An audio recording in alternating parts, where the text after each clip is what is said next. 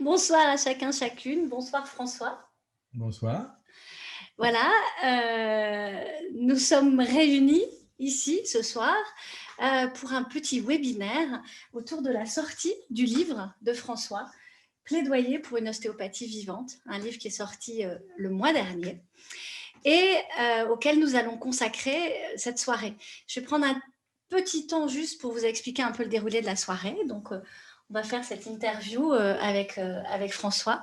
Et parallèlement, vous allez pouvoir envoyer vos questions si vous avez des questions à poser à François. Et moi, je ferai en sorte d'être le meilleur relais possible pour poser ces questions à François, sachant qu'on ne pourra pas toutes les poser. Donc, excusez-nous par avance si on n'est pas exhaustif là-dessus, mais en tout cas, voilà, on fera notre maximum. Est-ce que vous pouvez vous présenter?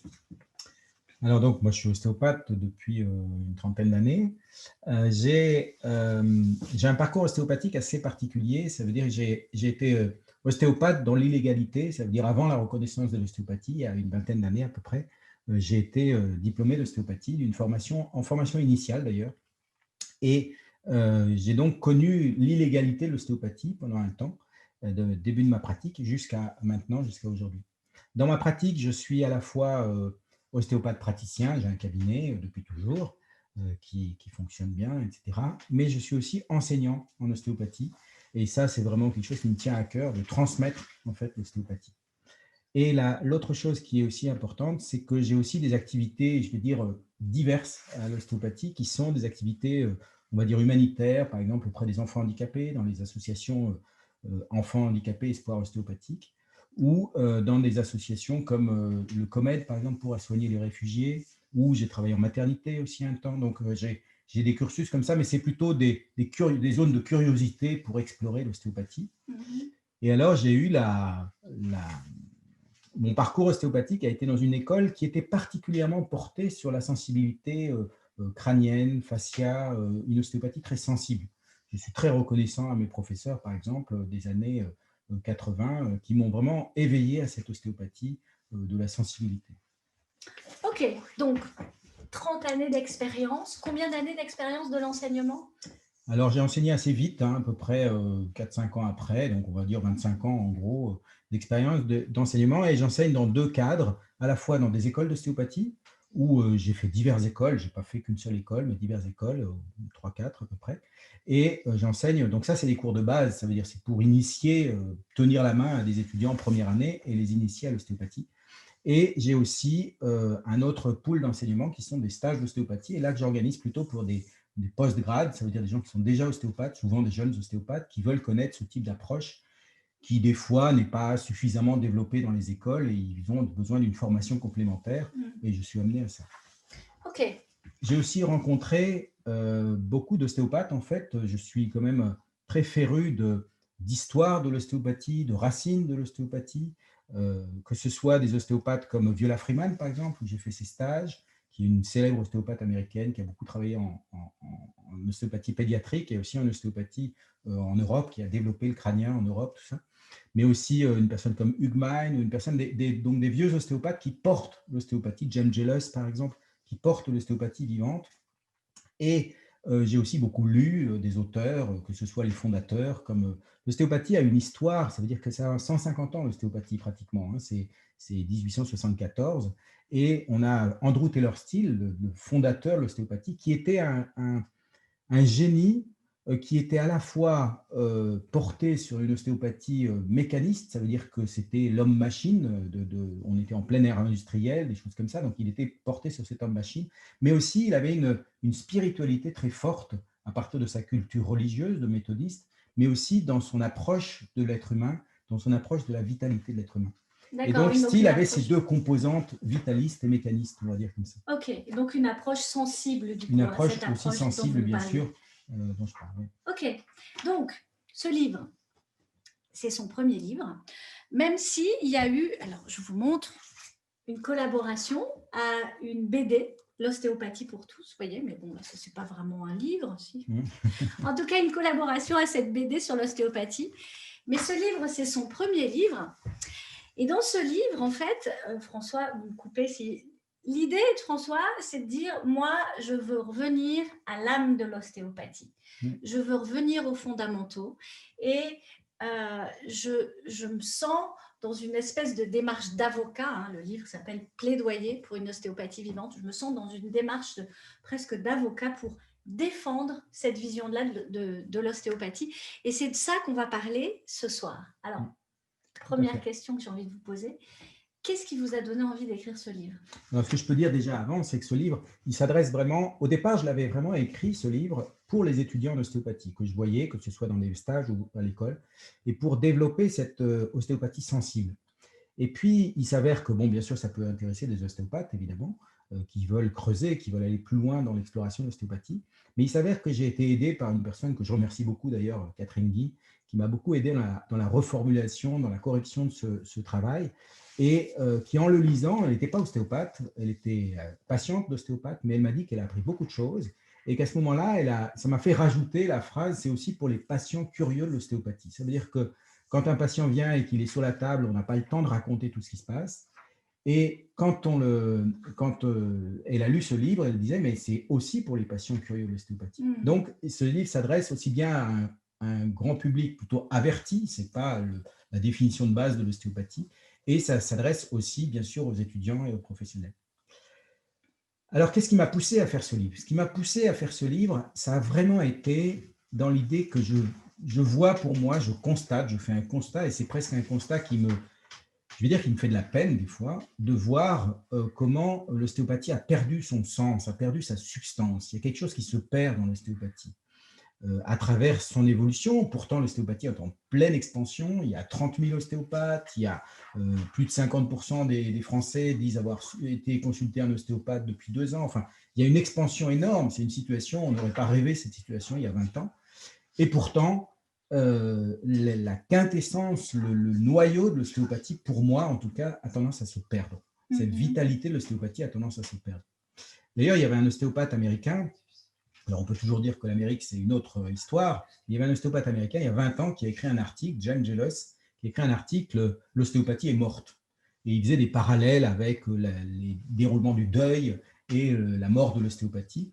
Et cet article a été très mal pris par les ostéopathes américains qui se sont dit « c'est pas vrai, c'est pas possible », etc. Mais en fait, lui, il persistait pour dire « si, c'est vrai ». Et parce qu'on a perdu le sens, on a perdu quelque chose de profond dans l'ostéopathie. Et à ce moment-là, moi, j'ai la sensation qu'on est dans cette pente-là sur l'ostéopathie française, et je déplore beaucoup ça, donc j'ai envie de défendre cette ostéopathie vivante, qui pourtant est à la base de l'ostéopathie. J'ai parlé d'Andrew Taylor Still, mais on a des successeurs comme William Garner Sutherland, je vais en reparler peut-être, qui est fondateur de l'ostéopathie crânienne, et qui a vraiment porté aussi cette ostéopathie vivante. Ok, comme si en fait on avait tourné le dos à ce que sont pourtant les fondamentaux pour vous de cette profession. C'est ça. Hein. Oui. Alors, j'ai noté dans votre livre, vous dénoncez à plusieurs reprises, hein, même si vous vous appesantissez pas sur la dénonciation, mais en tout cas, vous dénoncez une vision mécaniste, une vision qui va trop dans le sens de la médicalisation. Expliquez-nous ça. Vous êtes là depuis 30 ans. Est-ce que vous avez vu une pente comme ça qui Oui, beaucoup. Alors, si on rappelle un tout petit peu, je vais faire un tout petit rappel sur ce que c'est que l'ostéopathie. Et sur ce rappel de l'ostéopathie, on peut dire que l'ostéopathie repose sur des fondamentaux, sur une vision de l'être humain qui est tout à fait particulière. La première chose, c'est la globalité de l'être humain. Ça veut dire que l'être humain n'est pas un être unique, parcelé en morceaux, mais c'est un tout. Ça fonctionne comme un tout, à la fois dans son histoire, il est le résultat de son histoire psychologique, physique aussi, dans les chutes, les chocs, les sports, les choses comme ça, mais de son histoire aussi émotionnelle. Donc, il fonctionne comme un tout. Et dans son corps, il fonctionne comme un tout. On peut soigner un problème de dos pour une histoire avec une origine d'une entorse de cheville. C'est tout à fait classique en ostéopathie. Ça devrait être classique. Donc, c'est la globalité. L'autre chose, c'est la confiance dans les forces de vitalité. Ça veut dire les forces de la vitalité du corps. Le corps a une possibilité de s'auto-guérir. On le voit bien dans la cicatrisation, dans une réparation de fractures, des choses comme ça. Et cette vitalité, c'est aussi l'allié de l'ostéopathe et il va travailler avec ça. Et d'ailleurs, la globalité et la vitalité, ça n'appartient pas aux ostéopathes. Les médecines complémentaires, les médecines dites parallèles ou alternatives, travaillent là-dessus. Un homéopathe, un naturopathe, un médecin chinois travaillent sur cette vitalité, cette globalité. On rajouterait sur l'ostéopathie qu'il y a une interrelation de son corps, de sa structure du corps, de son équilibre de ses structures du corps et de son bon fonctionnement.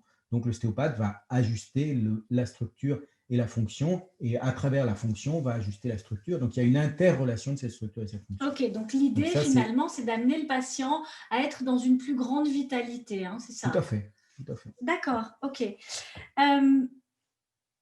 Mais alors, qu'est-ce qui s'est passé pour qu'on aille vers cette médicalisation et cette vision mécanique, sans rentrer trop dans des détails historiques, mais pourquoi l'ostéopathie, on est arrivé là? En fait, si j'avais tendance à dire une chose, pourquoi c'est arrivé là, c'est sa reconnaissance. Ça veut dire sa reconnaissance législative. Avant, le public que j'ai connu avant d'être la reconnaissance, donc avant, la date, c'est 2002. Avant 2002, l'ostéopathie était foncièrement une médecine alternative. Alors, pour être un peu dans la boutade, je dirais, il y avait beaucoup d'idéalistes et on va dire, des mangeurs de graines qui prêtaient attention à leur alimentation, à leur vécu, à leur psychologie, etc., et qui faisaient ostéopathie. Donc, il y avait une espèce de foi dans l'ostéopathie pour se soigner autrement. Et puis, à partir de la reconnaissance, puis après, il y avait un développement énorme des écoles. Mais quand je dis énorme, c'est on était à une dizaine d'écoles pour passer à 70 écoles. Donc, c'est exponentiel. Maintenant, ça a été un peu calmé. En 2014, il y a eu d'autres décrets qui ont descendu ça. Mais l'idée, c'est que par cette reconnaissance, l'échange de ça a été qu'il fallait trouver un langage sérieux, un langage respectable, un langage cohérent, soi-disant. Donc, on s'est tourné beaucoup plus vers la matérialisation, vers le matérialisme, je dirais, pour expliquer les choses.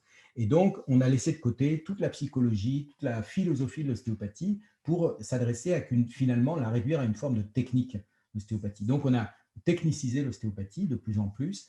Et on a aussi médicalisé l'ostéopathie. Mais concrètement, ça veut dire quoi? C'est qu'aujourd'hui, il peut y avoir des ostéopathes qui font quoi, par exemple, qui vous donnent des médicaments? C'est quoi le… Non, c'est pas ça. Foncièrement, ça veut dire que, par exemple, le nombre d'heures d'études que j'ai passé, moi, dans mes études à l'époque, d'éduquer ma main, d'avoir une perception, une palpation, était énorme. C'était 3/4 du temps de notre cours, ou en tout cas 2/3 du temps de notre cours pour toucher le patient, pour avoir une expérience palpatoire et éduquer sa main. Et aujourd'hui? Et aujourd'hui, on est à peau de chagrin. On est à, allez, on va dire, même pas moitié-moitié, ou plutôt 40%, ou quelque chose comme ça, du temps de pratique de la main. Et on a beaucoup rajouté de médicalisation, ça veut dire de diagnostic différentiel, de physiologie, d'histologie, de choses comme ça, de matière médicale dans les formations, ce qui fait que les étudiants doivent avoir une tête bien remplie, mais dans la main, ça pose problème quand même. Ok, donc une vision extrêmement sensible. On va évoquer ça pendant la soirée, parce que c'est vraiment le thème central du livre, le fil rouge. Et donc justement, pour être dans cette posture sensible, dans cette pratique sensible, il y a des incontournables pour vous. Donc, on va peut-être évoquer le premier qui semble vous tenir vraiment à cœur, c'est celui de la qualité de la relation entre le patient et l'ostéopathe. Vous la mettez au centre de vos traitements ostéopathiques. Pourquoi? Mais concrètement, moi j'arrive, je viens, j'ai mal au dos, je vais m'allonger sur votre table.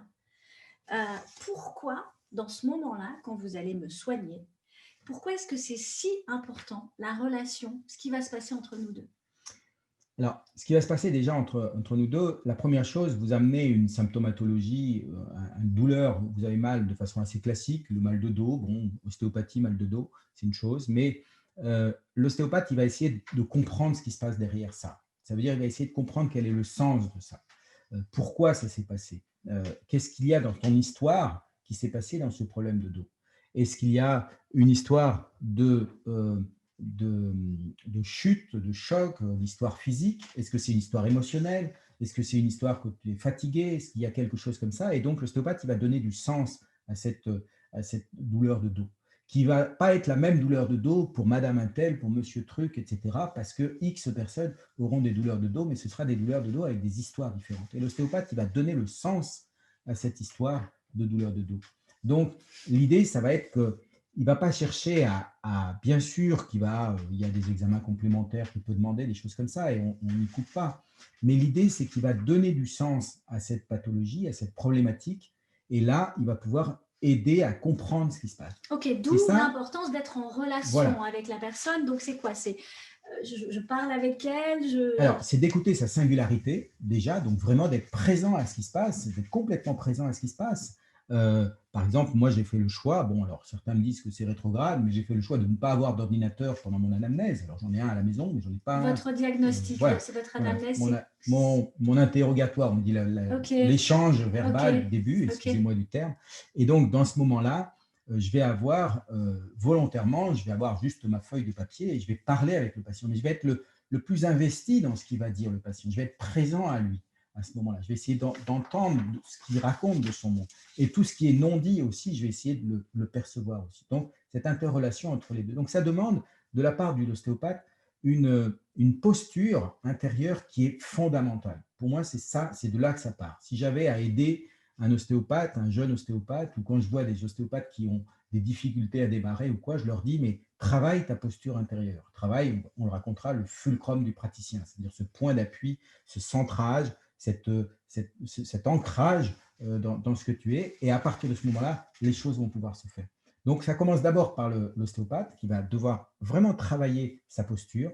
Et à partir de là, une fois qu'il est dans cette bonne posture, son bon centrage, il laisse de côté, je dirais, son histoire, ses choses à lui, son pataquès qu'il peut vivre, etc., pour être vraiment complètement investi dans ce centrage et pouvoir être présent. Donc, la présence va être importante, l'attention qu'il va porter à l'autre, son intention qu'il va porter. Donc, tous ces paramètres qu'on appelle d'état d'être du praticien est vraiment important et ça repose, je vais dire, sur une éthique de la personne de l'ostéopathe qui peut être peut-être très exigeante, c'est sûr, mais qui est pour moi la clé de la réussite de l'ostéopathe. Vous dites à un moment dans le livre, hein, c'est ça finalement ce que vous venez de nous expliquer, le patient, un sujet à rencontrer plutôt qu'un patient à réparer.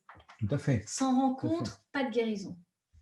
Pour moi, il y a un peu de ça. Ça veut dire qu'on n'est pas dans une mécanique à rencontrer. Le geste finalement physique de la technique viendra après, mais d'abord, c'est l'intention qui compte. Ça veut dire, c'est qu'est-ce que je veux faire avec ce patient. Faire, et encore, ce n'est pas moi qui fais, c'est plutôt comment je m'allie aux forces de vie du patient pour travailler avec ce patient, pour être en lien avec lui. Et donc, ce n'est pas une mécanique à réparer, mais c'est vraiment un sujet, une personne tout à fait singulière à rencontrer. Ok, donc la posture intérieure de l'ostéopathe, j'imagine, très calme, très centré, c'est ça que vous nous expliquez dans le livre. Et puis, il y a un autre thème qui vous tient particulièrement à cœur, c'est celui de l'émerveillement. Donc voilà, je suis ostéopathe, je me suis centrée, je me suis calmée. Et là, je dois ouvrir en moi cette capacité à m'émerveiller devant ce patient qui est là. Expliquez-nous ça. Alors, tout à fait. Alors, quand je dis ça, l'émerveillement, pour moi, ça a été une découverte intéressante de voir qu'en fait, j'étais émerveillé. Mais j'étais émerveillé dans la vie en général. Je suis un émerveillé, je suis quelqu'un qui se réjouit de beaucoup de choses, je suis très optimiste et je sens que je suis porté par ça. Et je suis très surpris de voir des fois des étudiants qui font un déroulement des tissus, qui font une pratique et puis qui voient que ça s'ouvre, que ça se relâche. Et puis, certains, pour eux, c'est même pas émerveillant quelque part. Ils n'ont pas d'émerveillement à ce moment-là. Alors qu'en fait, il y a quelque chose de presque, j'ose pas dire, mais de magique. Et donc, s'émerveiller, c'est aussi porter la vitalité, c'est aussi accompagner la vitalité. C'est s'émerveiller de cette vie qui est dans les tissus et qui se réveille à ce moment-là, qu'on arrive à réveiller, qu'on arrive à accompagner. Et j'ai beaucoup travaillé avec un philosophe qui s'appelle, enfin, j'ai lu ses livres qui s'appelle Le Retour de l'émerveillement de Bertrand Bergely. Et ce philosophe, il dit vraiment que l'émerveillement, on n'est pas dans l'idée vous savez, l'émerveillement, ça peut avoir une mauvaise presse. Ça veut dire une presse c'est de la niaiserie, c'est le monde des bisounours, etc. Mais pourtant, qu'est-ce qu'on est heureux quand on est émerveillé? On est bien plus heureux d'être optimiste et émerveillé que d'être pessimiste et de dire que tout va se passer mal et que le patient il a des gros problèmes et que j'ai des grosses difficultés. Et je vais amener peut-être plus d'inquiétude dans la séance si je suis inquiet que si je suis émerveillé. Et je suis pratiquement toujours émerveillé par ce qui se passe dans la séance. Et c'est pour ça que je le mets en plus que tous ces paramètres qu'on dit de présence, d'attention, d'intention, je rajoute la notion d'émerveillement qui me semble vraiment capitale pour soutenir le processus de vie. Ok.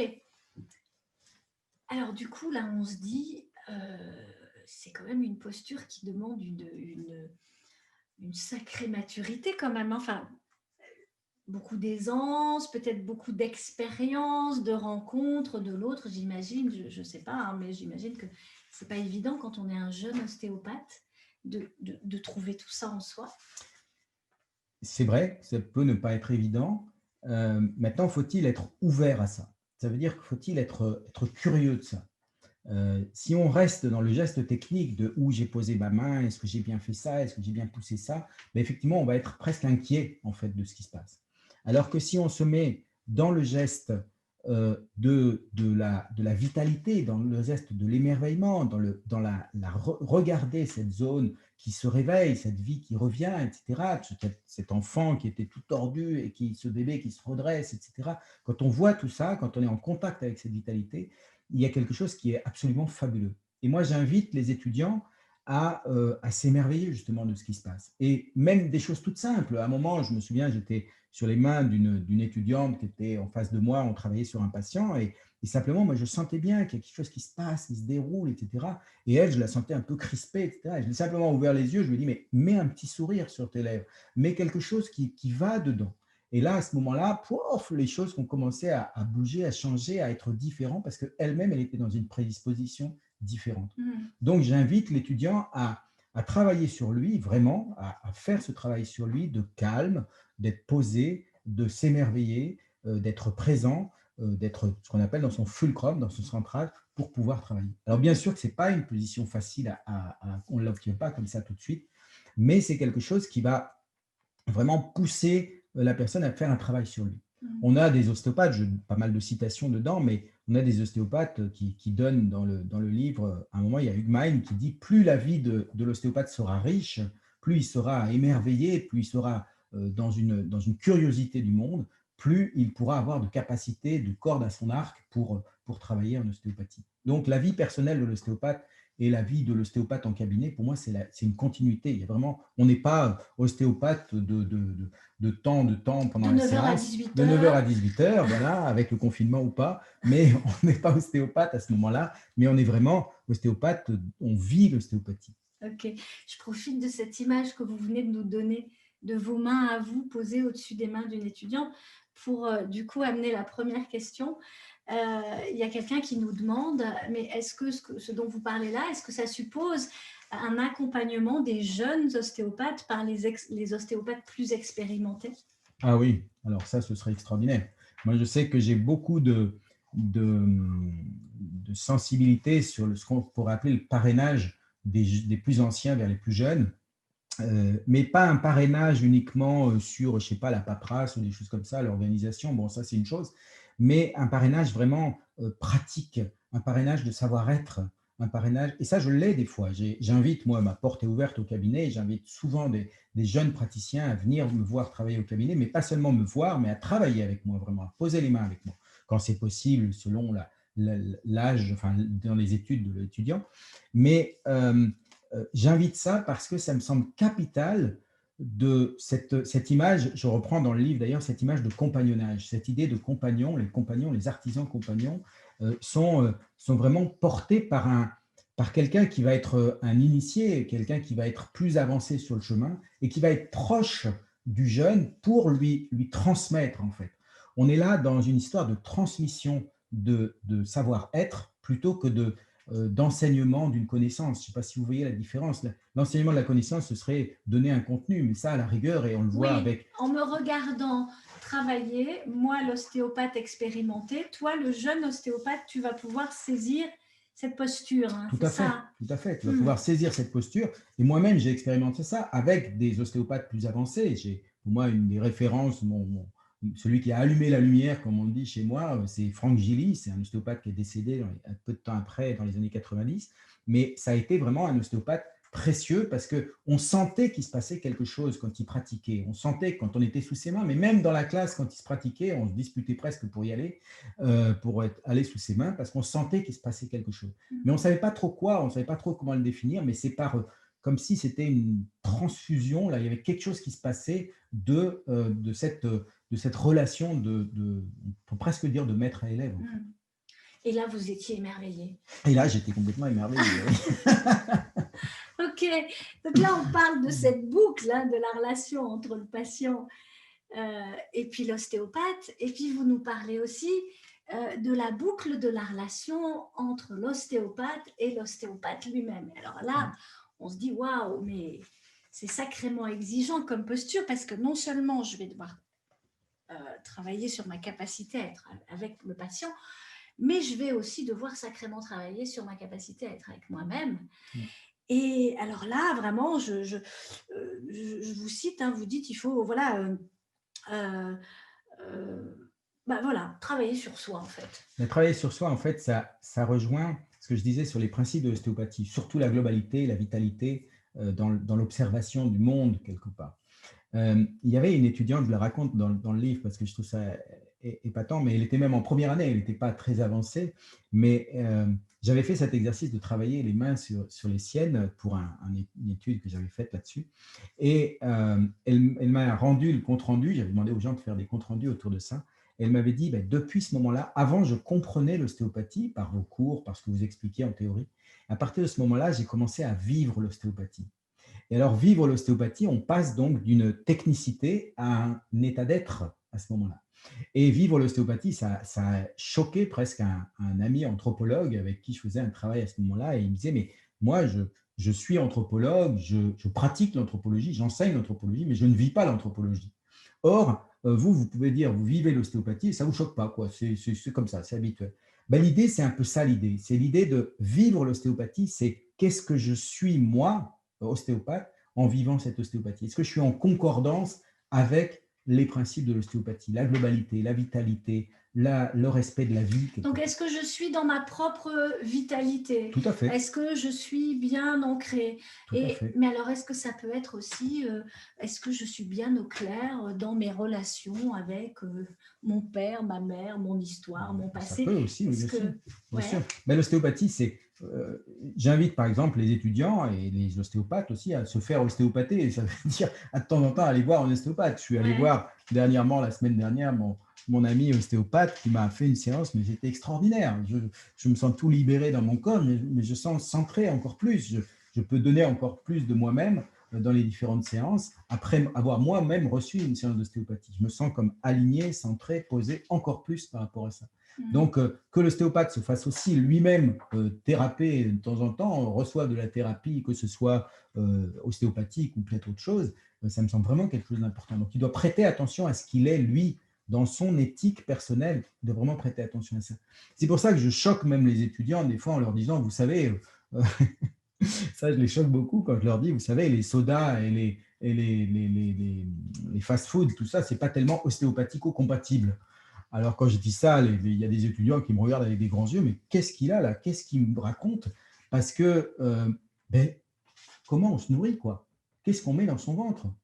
Si on est fait, si on est constitué de ses aliments, mais aussi de ses émotions, de son état d'être, etc., si on est constitué de ça, cette alimentation, cette malbouffe, ça ne correspond pas à respecter la vitalité. Donc, vous voyez que c'est exigeant dans le fait qu'il faut aussi avoir une alimentation correcte, avoir une façon de se soigner correctement, avoir, etc., etc. Moi, je suis surpris de voir, par exemple, des étudiants ostéopathes, ils ont mal à la tête et ils demandent absolument un médicament, un antalgique à l'environnement, à la classe, qui a un médicament pour me soigner, etc. Mais il y a quelque chose qui, pour moi, qui va pas, quoi, qui n'est pas tout à fait correspondant. Alors, je ne dis pas que les médicaments, ils ne peuvent pas être utiles de temps en temps, pourquoi pas, mais vous voyez, c'est qu'est-ce que je fais pour ça? Parce que je vais voir cet étudiant et je lui dis, mais tu fais quelque chose pour tes céphalées, tu fais quelque chose pour ça, tu as été explorer un ostéopathe? Et la plupart me disent, bah non, ah bon, ça marche pour ça. Et même pour eux-mêmes, ils ne vont pas expérimenter la chose. Et ça me choque profondément. Alors, j'aimerais quand même dire une chose, c'est que les étudiants ne sont pas tous comme ça. Il ne faut pas non plus généraliser. Je ne veux pas faire un tableau noir de l'ostéopathie. J'ai aussi eu des étudiants qui m'ont réjoui dans mon parcours d'enseignant et qui, au contraire, avaient saisi cette flamme-là. Et ce n'était pas une histoire d'ancienneté, ce n'était pas une espèce de maturité qui se construisait, c'était même dès le départ. Mais pour moi, ils avaient une prédisposition peut-être à l'émerveillement, une prédisposition à la relation à l'autre, et qui fait que ces étudiants-là, il y a quelque chose de magique à les enseigner, parce qu'ils sont là et puis ils boivent vos paroles, ils sont motivés, alors ils vont bien peut-être réussir les examens ou quoi, ou pas d'ailleurs, mais en tout cas, ils sont complètement dans la motivation de l'ostéopathie. Ils ont compris le message vivant de l'ostéopathie. Hmm. Ok, super. Du coup, j'en profite pour passer une question dont on n'a pas pu parler tout à l'heure. Il y a quelqu'un qui vous demandait, est-ce que vous avez le sentiment que l'ostéopathie a viré vers une vision marchande? Alors, j'irai pas tout à fait là-dedans parce que, bon, alors, effectivement, le jour où j'ai eu un étudiant qui m'a dit, je l'ai demandé parce que j'aime bien poser cette question, mais un peu en aparté, je ne vais pas être brutal là-dessus, mais le jour où je demande pourquoi tu fais ostéopathie et qu'un étudiant m'a répondu, je fais ostéopathie parce que ça gagne bien sa vie, alors là, moi, je suis tombé de ma chaise, quoi. Je me suis fait mal d'ailleurs, mais mais ce jour-là, pour moi, j'ai compris qu'il y avait quelque chose vraiment qui avait changé aussi dans le public des étudiants, aussi dans les motivations. C'est vrai que l'ostéopathie, alors c'est peut-être un peu moins vrai parce qu'il y a plus d'ostéopathes, mais c'est vrai que l'ostéopathie avait une tendance à avoir un statut social de soignant, etc., donc des revenus. Mais ce n'était pas tant ça qui, pour moi, est à dénoncer, c'est plutôt qu'est-ce qu'on vient chercher dans l'ostéopathie, quoi, qu'est-ce qu'on vient vivre dans l'ostéopathie. Et faire de l'ostéopathie pour de l'argent, je pense que si on ferait une école de commerce, à mon avis, on gagnerait certainement plus d'argent parce que ce n'est pas ça qui fait l'argent. L'argent est là, et je ne dis pas qu'elle n'est pas importante, mais elle vient en complément, en suite de ce qu'on a fait. Ce n'est pas ça le plus important. Ok. Alors donc, on est là, il y a l'ostéopathe, le patient, la relation entre eux. Et puis alors, vous nous parlez longuement aussi dans votre livre d'un autre acteur de toute cette histoire. La force de vie. Force de vie.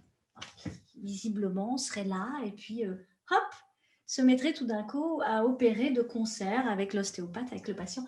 Expliquez-nous, c'est quoi cette histoire? Alors, la force de vie, c'est vraiment, mais ça revient au principe de vitalité qu'on a évoqué au début, que Steele, le fondateur, évoquait déjà comme étant un partenaire important de l'ostéopathe. Et cette force de vie, c'est vraiment l'allié principal de l'ostéopathe. Ça veut dire qu'on va travailler avec cette force de vie. On va non seulement, alors bien sûr qu'elle est là intrinsèquement, elle ne va pas partir comme ça, mais le rôle pour moi de l'ostéopathe, c'est être catalyseur de la guérison. Ça veut dire qu'il va permettre, il va donner ce point d'appui pour que le corps puisse libérer ses forces de guérison.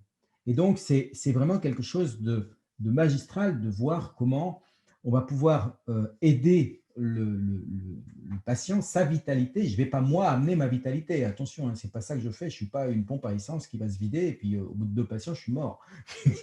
Mais c'est plutôt le patient qui a une force de vie plus ou moins importante, mais que je vais aider à libérer, je vais aider à potentialiser.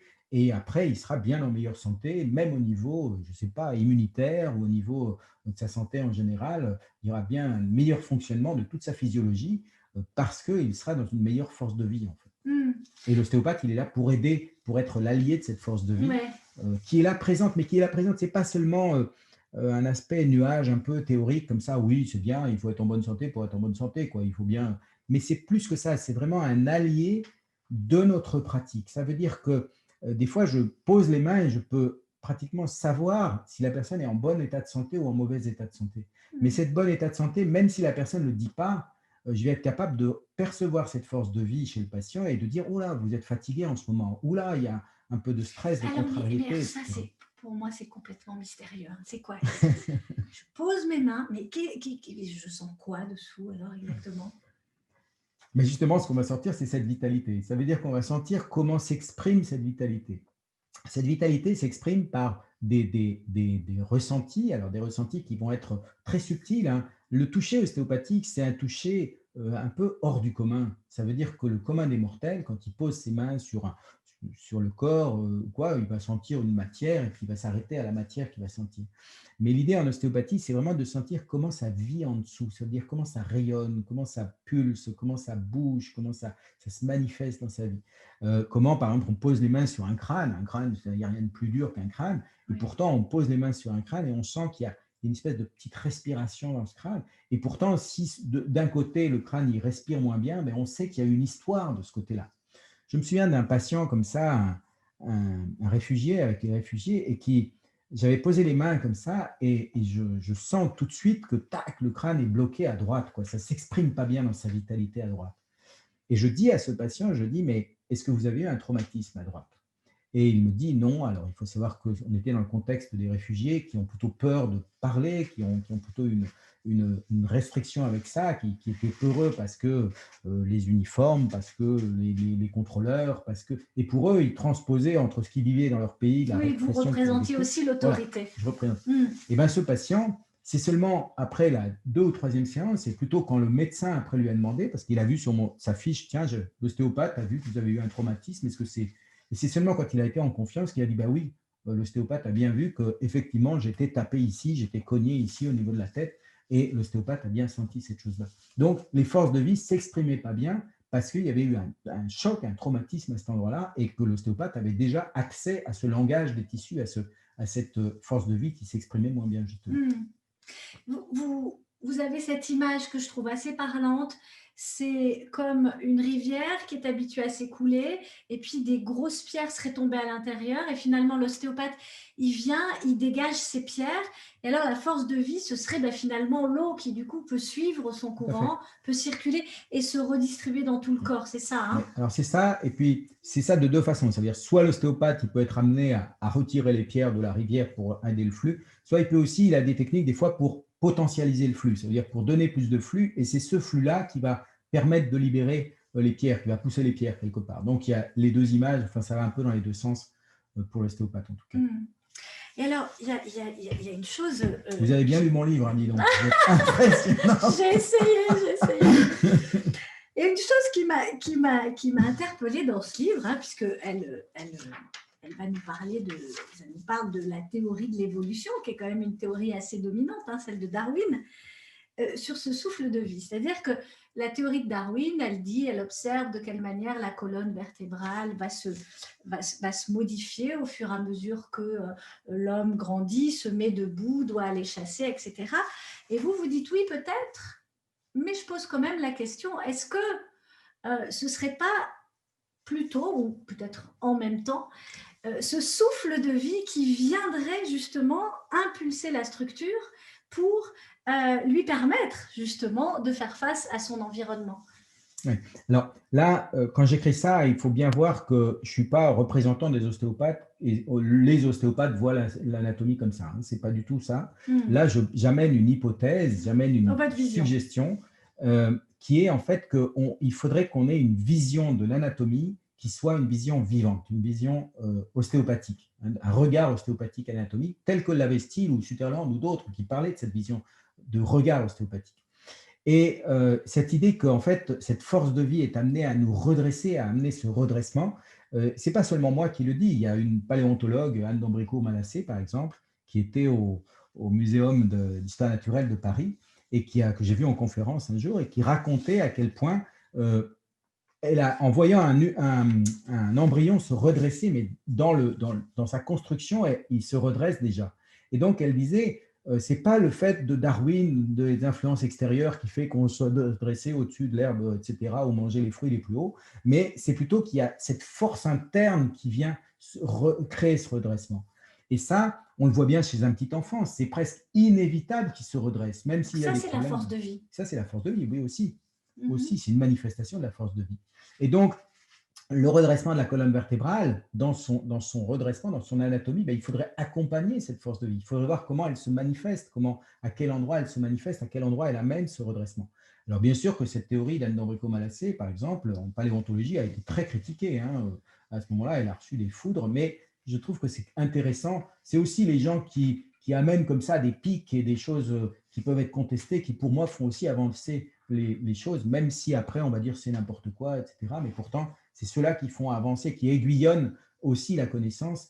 Et je pense qu'en ostéopathie, on devrait être des aiguillons de la connaissance, on devrait être des subversifs de la santé, et on devrait voir la chose autrement, proposer une autre solution en fait. Elle est subversive, votre vision? On peut dire que oui. Ouais. Oui, mais ce n'est pas ma vision, ce n'est pas moi. Je ne veux pas m'attribuer cette ostéopathie vivante. Il faut savoir qu'il y a beaucoup d'ostéopathes qui vivent aussi cette ostéopathie-là, qui la vivent comme ça. Je suis encadré de beaucoup de gens comme ça. Par exemple, à l'Association pour les enfants handicapés, là, Il y a beaucoup de gens qui travaillent comme ça. Par exemple, j'ai beaucoup d'étudiants avec qui j'ai encore des liens, enfin des anciens étudiants, qui vivent cette ostéopathie de cette façon-là. Et je connais plein d'autres gens. Par exemple, sur mon livre, j'ai été très surpris des retours que j'ai eus, comme un ostéopathe, je sais pas, je me souviens de Saint-Étienne ou par là, que je connais ni d'Ève ni d'Adam, et qui me dit, mais enfin, j'ai trouvé, on parle de l'éthique de l'ostéopathie, on parle de la vitalité, on parle de l'être de l'ostéopathe. Et ça, on voit bien que ça répond à un besoin, mais en même temps, il y a déjà aussi des ostéopathes, un courant ostéopathique là-dedans, même s'il est minoritaire. Ça, je reconnais qu'il est minoritaire, il se fait prendre par la médicalisation, il se fait prendre par une espèce de reconnaissance d'envergure, quelque part, on s'est un peu perdu là-dedans. Hmm. Ok. Mais je ne suis pas le seul à penser ça, et loin de là quand même. Ok. Alors, un autre acteur très important pour vous, hein, dans cette vision de l'ostéopathie vivante, c'est l'intuition. Ah. L'intuition. Vous trouvez régulièrement en cours d'ostéopathie à devoir enseigner à vos étudiants l'intuition. Ça ne doit pas être très simple d'ailleurs. Donc, vous parlez de ça, de voilà, travailler plus intuitivement, faire une lecture intuitive de son patient. Alors là, moi, j'imagine les jeunes ostéopathes là derrière leur ordinateur qui fonctionne bien. Mais c'est incroyable le nombre de trucs que j'ai à faire. Mais bon, ça consiste en quoi exactement? L'intuition, en fait, j'enseigne rarement l'intuition dans l'école, même dans l'école de base. J'enseigne rarement. D'ailleurs, je raconte une expérience dans le livre, à un moment où j'ai enseigné cette intuition dans une formation de base. Et l'intuition, ça fait peur, en fait, hein. L'intuition, c'est se faire confiance. C'est se faire confiance dans ce qu'on est, c'est être bien centré, bien posé et laisser venir les informations venant du patient. Et donc, sans poser de questions, laisser venir ce qui vient. Et je suis très surpris, il y a des ostéopathes qui travaillent comme ça. Hugmine, par exemple, est complètement dans une ostéopathie intuitive, mais aussi Viola Freeman, aussi Steele, on parlait déjà de l'ostéopathie intuitive, il parlait déjà de l'intuition. Et l'aventure que j'ai eue avec ces étudiants, c'est que je leur ai proposé, ils étaient pourtant en 5e année, donc ils avaient quand même un bagage théorique important, technique, etc. Et je leur ai dit, ben, on a fini un peu le programme, on va s'amuser et on va faire une pratique de l'intuition.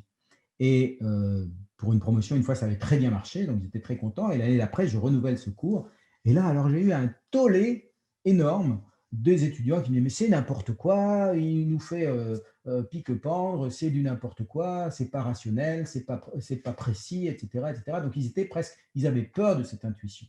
Ils l'ont même rapporté au directeur qui m'a passé un petit savon. Bon, l'année d'après, je l'ai appelé ostéopathie sans interrogatoire, sans anamnèse, perception sans anamnèse. Bon, c'est passé, je n'ai pas utilisé le mot d'intuition, mais le mot d'intuition lui-même gêne, dérange. Pourtant, c'est un ressort hyper important pour notre pratique. Alors, je ne dis pas que c'est, comment dire, dans une fiabilité à 100%, qu'on n'est pas des devins et on n'a pas à l'être, hein, mais on a quand même un ressort de perception en ostéopathie qui est bien plus que le ça bouge d'un côté, ça bouge de l'autre, ça bouge mieux comme ci, comme ça. Donc, l'intuition nous fait appel à notre état d'être, à notre état de confiance, et on peut avoir accès à un monde du patient très important par rapport à l'intuition. Alors après, ce qui est vraiment important, c'est qu'est-ce qu'on en fait de cette intuition. C'est-à-dire, si je découvre quelque chose chez le patient, je ne sais pas, une histoire traumatique, je ne sais pas, si je perçois qu'il y a eu des histoires très violentes, des choses comme ça, qu'est-ce que je vais en faire? Et c'est là qu'il y a toute la subtilité de l'ostéopathe pour avoir l'éthique de comment je vais en parler, comment je vais utiliser cette information. Mais l'intuition, c'est majeur, c'est extraordinaire. Et depuis que je travaille comme ça, depuis que je fais des lectures intuitives, je me sens d'une liberté, d'une créativité dans mon ostéopathie, c'est extraordinaire.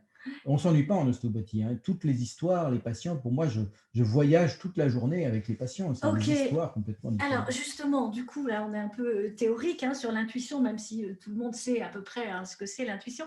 Mais du coup, est-ce que vous pouvez nous raconter, nous décrire un grand moment d'intuition que vous auriez eu en séance? Mais, par exemple, l'autre jour, il n'y a pas très longtemps, il y a une quinzaine de jours, je reçois un petit enfant de 2 ans. Ce petit enfant de 2 ans, déjà, il était dans la salle d'attente. Je viens le chercher, il était dans les bras de son père, il était un peu chétif, un peu petit pour son âge. Euh, et tout de suite, je suis attiré par ici. Je suis attiré par sa gorge. Je ne comprends pas. Je me dis, tiens, il est bizarre. Alors, est-ce qu'il a une écharpe trop forte ou trop serrée ou quoi? Je ne sais pas, mais j'étais complètement attiré par là. Et à l'anamnèse, ça veut dire à la discussion du début, en fait, la première information qui me vient, je lui demande qu'est-ce qui se passe. Et pour moi, j'étais pratiquement sûr que c'était thorax et la Gorge. gorge qu'il fallait travailler.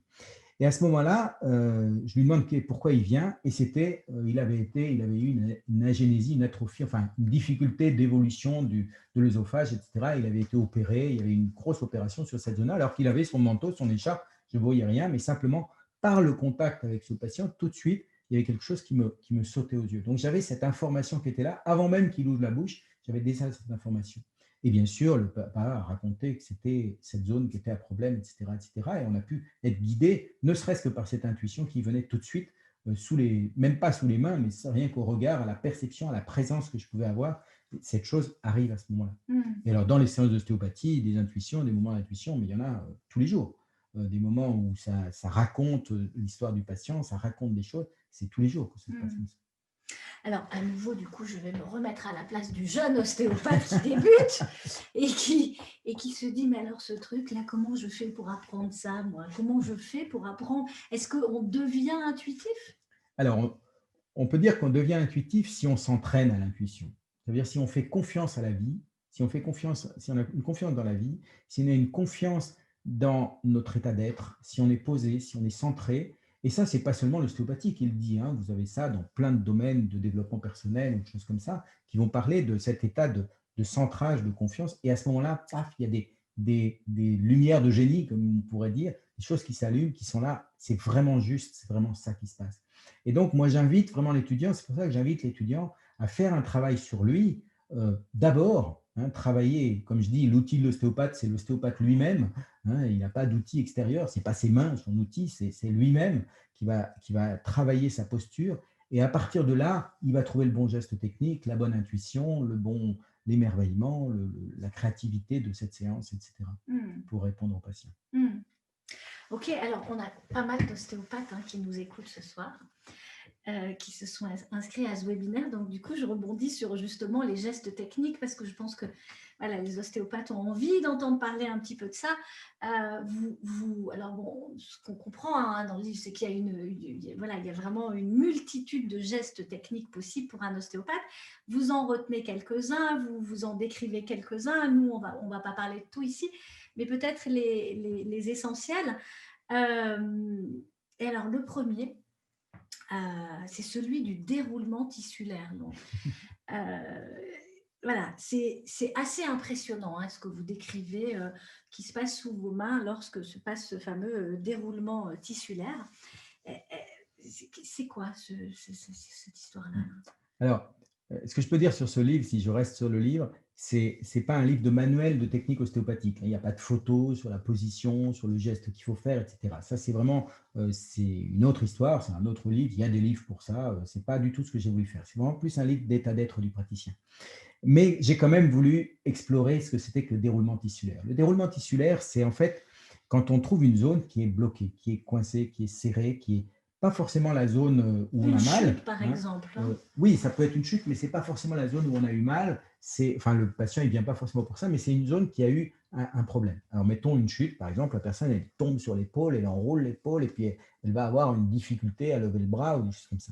Mais c'est un petit peu comme l'histoire les tissus, comment ils sont en dessous. Alors, on voit rien, il n'y a pas de plaie, il n'y a rien, mais ce qu'on peut comprendre dans les tissus, c'est qu'ils vont aller dans une aisance peut-être d'un côté, mais de l'autre côté, ils ne vont pas y aller. Donc, c'est ça qui va générer le problème et qui fait que le patient il a envie de consulter, d'être soulagé de ça. Et c'est un peu comme si vous avez dans les tissus une direction du traumatisme qui va dans un sens et pas dans l'autre. C'est un peu comme si on avait froissé une feuille de papier.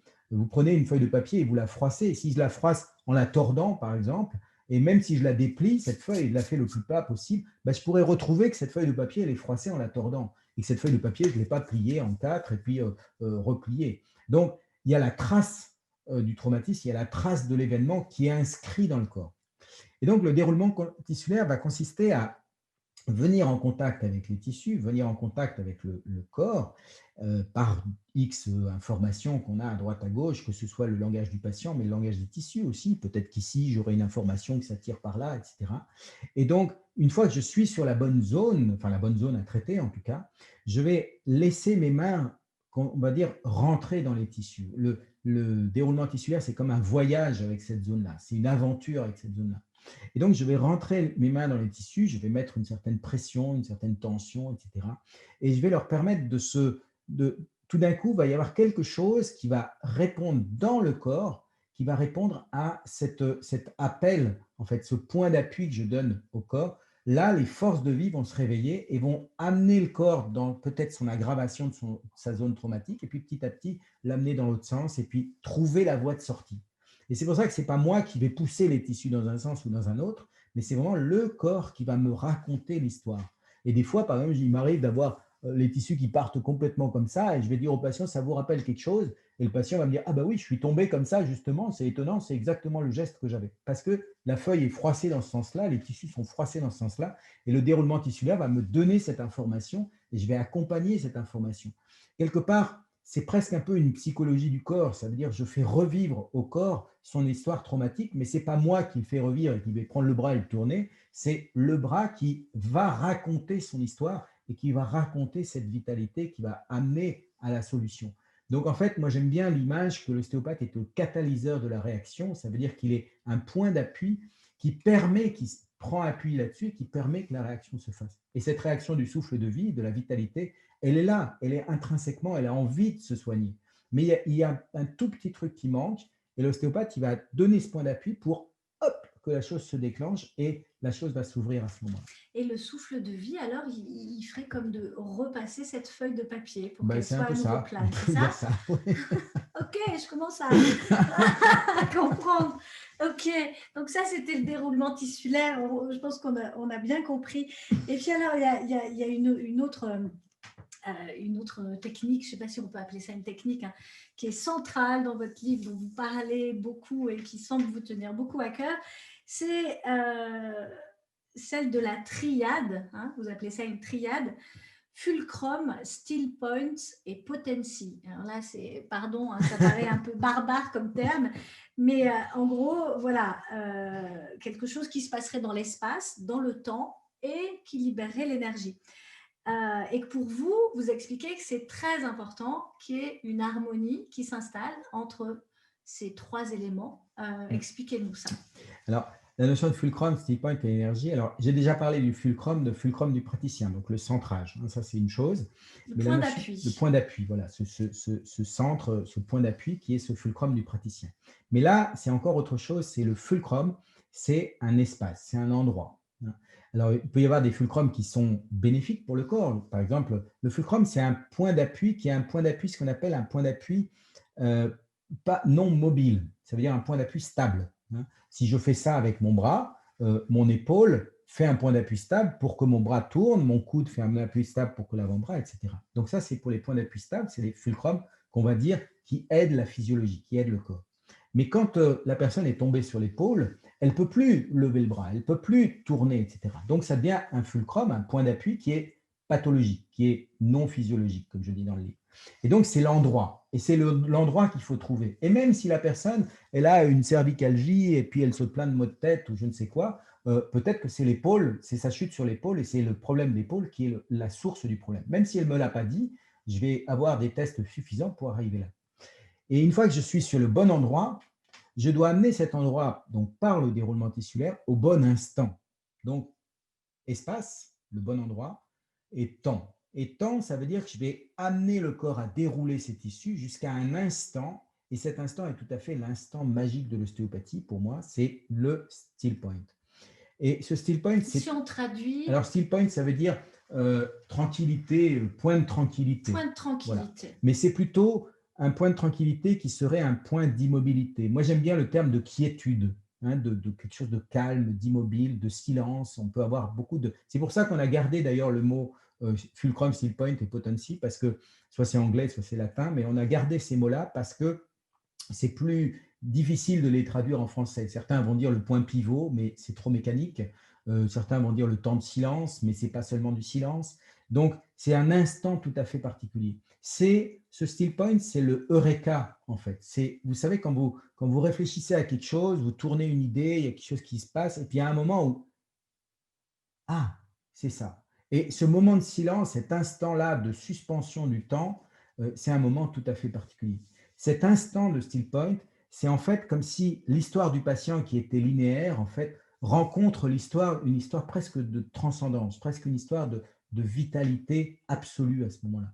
Et en fait, c'est l'instant où, avant, il y a eu un traumatisme. Vous savez, quand la personne est tombée sur son épaule, ben, jusqu'au moment où elle tombe, elle est encore en bonne santé. Mais c'est au moment où le choc arrive et que l'épaule est tordue, là que ça commence à devenir un problème.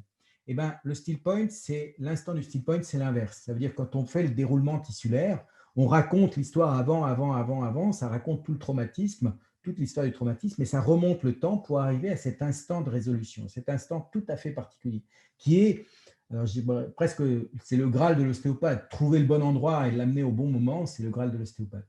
Et le troisième élément de la triade, c'est qu'une fois qu'on a eu le bon instant et le bon moment, à ce moment-là peut se manifester encore cette force de vie, et donc cette énergie, ce potency, cette puissance du souffle de vie peut se libérer et à ce moment-là amener la guérison. Donc on est vraiment dans le ici, dans l'espace, dans le temps et dans l'énergie du corps. Donc dans le où ça se passe, le quand ça se résolue et le comment ça se résolue. Alors, on a fait un petit peu le tour hein, là, de pas mal de chapitres de votre livre. Et alors, quand on lit ça... C'est bien parce qu'ils ne vont pas avoir besoin de l'acheter, le livre. Ils ont déjà tout le résumé du livre, c'est super. Quand on lit ça, on se dit quand même, il semble qu'il y a une dimension presque magique dans tout ça.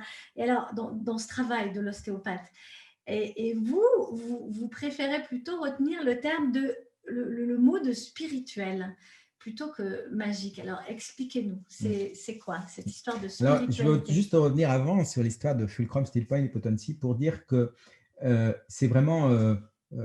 c'est peut-être pas, il y a peut-être des ostéopathes qui m'écoutent et qui me disent mais j'ai jamais entendu parler de ça. Des étudiants qui me disent j'ai jamais entendu parler de ça. Et c'est ça justement que je dénonce aussi. Ça veut dire qu'on ne parle pas de ces choses-là, alors que des fondateurs de l'ostéopathie comme Sutherland, comme Rollin Becker qui était son élève par exemple, parlent de ces choses-là. Il a écrit des textes entiers magnifiques autour de cette triade, comment dire, sensible de l'ostéopathie. Et pourtant on n'en parle pas dans les écoles. Les gens, fulcrum, c'est juste un petit point d'appui, still point, c'est un petit temps d'arrêt. Donc, c'est pas grand-chose par rapport à l'émerveillement qu'on pourrait avoir de ces instants-là, de vivre ces instants-là. Donc, ne pensez pas que c'est ça l'ostéopathie vraiment. Maintenant, ta question?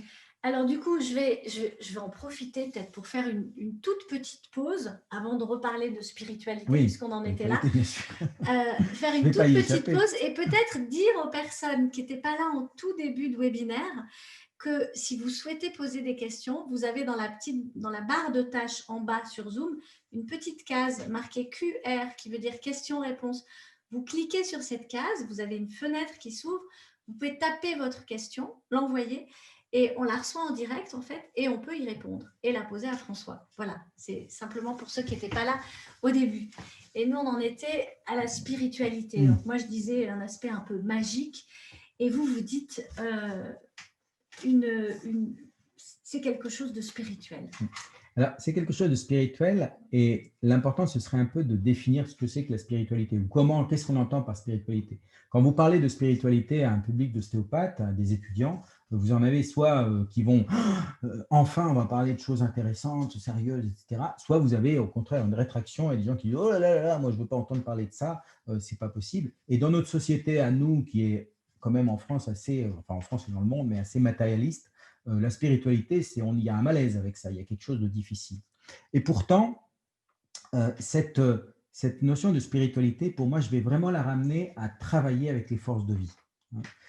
Si on considère la spiritualité comme un souffle, comme quelque chose, la vie comme un souffle, d'ailleurs, Sutherland parle du breath of life, du souffle de vie, et pour moi, la spiritualité, c'est tout ce qui va s'intéresser, tout ce qui va se travailler avec ses forces de vie. Ça veut dire toute cette partie de nous qui est une partie immatérielle, une partie qui n'est pas palpable là pour présent. Alors, c'est palpable quand on n'y est pas, mais on ne sait pas ce que c'est vraiment. Et donc, ça correspond à cette émotion, ça correspond à cette chaleur, on connaît toutes ces manifestations de la vie, mais pour moi, toutes ces manifestations de la vie et la vie elle-même, je les mets dans la notion de spiritualité. Par exemple, quand vous dites le souffle, j'inspire et j'expire, Et on est dans ce spire qui, pour moi, est cette même racine que spirituelle, que souffle. Donc, c'est là-dessus que je vais parler de spiritualité dans l'ostéopathie. Je ne parle pas de religiosité de l'ostéopathie, même si c'est quand même, il peut être aussi relié à une certaine peut-être transcendance ou force de vie ou chose comme ça, on l'appelle comme on veut. Euh, Style, n'hésitez pas à nommer Dieu, la Dame Nature, la vie, les forces divines, etc. Hein. Bon, alors c'est peut-être une culture américaine ou quoi, mais on n'empêche qu'il n'hésitait pas à nommer ça. Sutherland aussi, Viola Freeman, il y a plusieurs ostéopathes qui nomment ça. En Vous France, dites juste, vous appelez ça le souffle de vie et vous dites juste, moi en tant qu'ostéopathe, ce que je constate, c'est que lorsque je pose mes mains et que j'accompagne un peu les tissus, il y a quelque chose, on va dire, qui œuvre à travers moi. C'est ça? Ou oui, avec moi, ou à côté de avec moi? moi, pas à travers moi, parce que c'est pas moi qui Ouais. fais la chose, mais c'est il y a quelque chose qui est là, il y a quelque chose il y a une tierce personne, il y a un tierce élément. Euh, Roline Becker l'appelle le partenaire silencieux, ça veut dire il y a quelqu'un qui vient traiter avec nous, il y a quelque chose qui vient traiter avec nous, et c'est cette force de vie. Mm. Attention à la spiritualité, vraiment, je tiens à cette chose-là. Pour moi, je ne parle pas de religion quand je parle de spiritualité. Je ne parle pas du tout de, j'incite pas les étudiants à être dans une religion ou une autre. C'est pas du tout ça. C'est vraiment, pour moi, cette force de vie. Mais admirer cette force de vie, la prendre en considération, ça me semble indispensable. Vraiment. Ouais. Alors du coup, j'en profite pour passer une question très en rapport avec ce thème. Quelqu'un qui nous dit, est-ce qu'un patient qui ne croit pas à l'ostéopathie peut être guéri ou bien est-ce que son mental peut bloquer la guérison? Alors, dans cette question, on a une partie du mental qui pourrait bloquer et qu'il faut une croyance. Je ne vais pas appeler ça une croyance, je vais appeler ça une confiance. Je pense qu'il faut qu'effectivement le patient soit en confiance avec un processus thérapeutique. Mais c'est valable quel que soit le processus thérapeutique. Même en médecine allopathique, si vous dites que de toute façon, ce qu'on vous donne, ça ne marchera pas, et puis que ce n'est pas ça, ça ne marchera jamais. Et on a beau parler de biologie, d'influence du métabolisme du corps par rapport à une substance ou quoi, ça marchera beaucoup moins bien si on est motivé par rapport à ça, si on est en confiance avec ça, que si on ne l'est pas. Donc Vous un avez patient, convaincu des sceptiques sur votre table oui, j'aime d'ostéo, bien vous en ça. avez J'aime convaincu? bien ça. Ah ouais? Racontez-nous. Mais c'est la personne qui va venir très rigide, souvent un peu, moi je les appelle, je suis un peu péjoratif, mais je les appelle les patients attachés caisse-cravate, ça veut dire qu'ils sont un peu serrés sur eux comme ça. Et puis ces patients-là, ils viennent sur la table parce que souvent c'est même leur femme qui a pris rendez-vous, c'est peut-être pas eux ou Ouais. quoi. Et ces patients-là, quand on commence à travailler et on commence à expliquer, ou un petit peu, mais même pas l'explication, c'est par le corps que ça passe. Et ces patients-là, quand ils vont sentir qu'il y a quelque chose qui se passe dans le corps, il y a quelque chose qui se détend, il y a quelque chose qui se relâche, ben, il y a quelque chose d'assez mystérieux chez eux. Ils sont très surpris. Je me souviens d'une anecdote, mais qui m'avait fait rire. J'ai une table, alors j'ai une table, bon, une table électrique qui monte et qui descend, donc il y a effectivement une rallonge, chose comme ça, qui poursuit. Et le patient, à un moment, je fais une pratique crânienne sur cette personne pour détendre, une grande pratique qui détend le corps dans son entier. Et ce patient se détend, se relâche. Donc, c'était un patient un peu stressé comme ça. Et puis, dans cette rigidité qui était plutôt méfiant, qui jetait des regards en haut, etc. Et puis, moi, je dis, relâchez-vous, détendez-vous, on va relâcher tout ça. Je sais que vous avez mal au dos, au bas du dos, etc. Et on va et puis, je fais ma pratique crânienne pour relâcher la partie haute de la colonne qui va relâcher l'ensemble du corps aussi. Et à un moment, le patient a senti, et moi je l'avais senti aussi parce que j'étais en accompagnement de ça, et à un moment, il sent le patient une chaleur dans le dos, mais impressionnante. Et dans cette chaleur dans le dos, il a senti une libération dans le dos, quelque chose qui se relâche, qui se détend vraiment très profondément. Et le patient me dit, il se lève de la table. Bon, alors après, on termine la séance, il sent qu'il s'est un peu libéré, il sent quand même mieux. Et puis, le patient se lève de la table, il arrache mon drap comme ça qui était sur la table et il dit, où est la résistance sur cette table? À un moment, vous avez appuyé sur un bouton et ça a déclenché une chaleur et ça m'a libéré à ce moment-là, ça a complètement relâché les tensions, etc. Et je lui dis, mais il y a pas de résistance sur cette table, c'est pas ça. Il y a un fil électrique pour monter, descendre, mais ce n'est pas la résistance.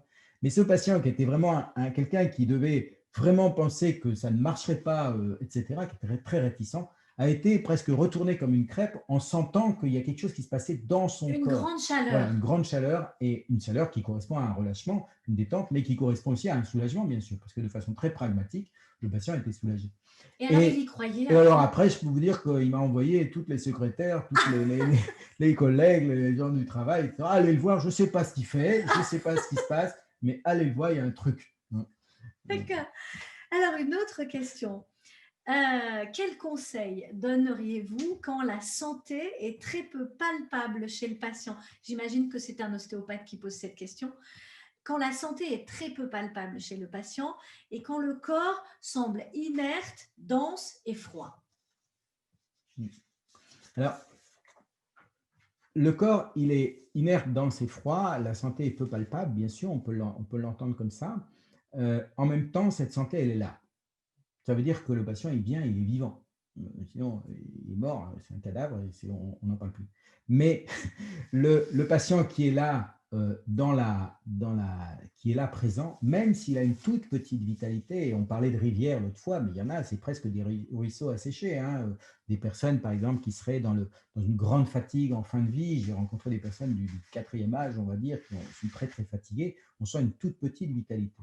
Dans ce cas-là, ce n'est pas la peine de faire remuer ciel et terre pour penser qu'on va faire accélérer le ruisseau, etc.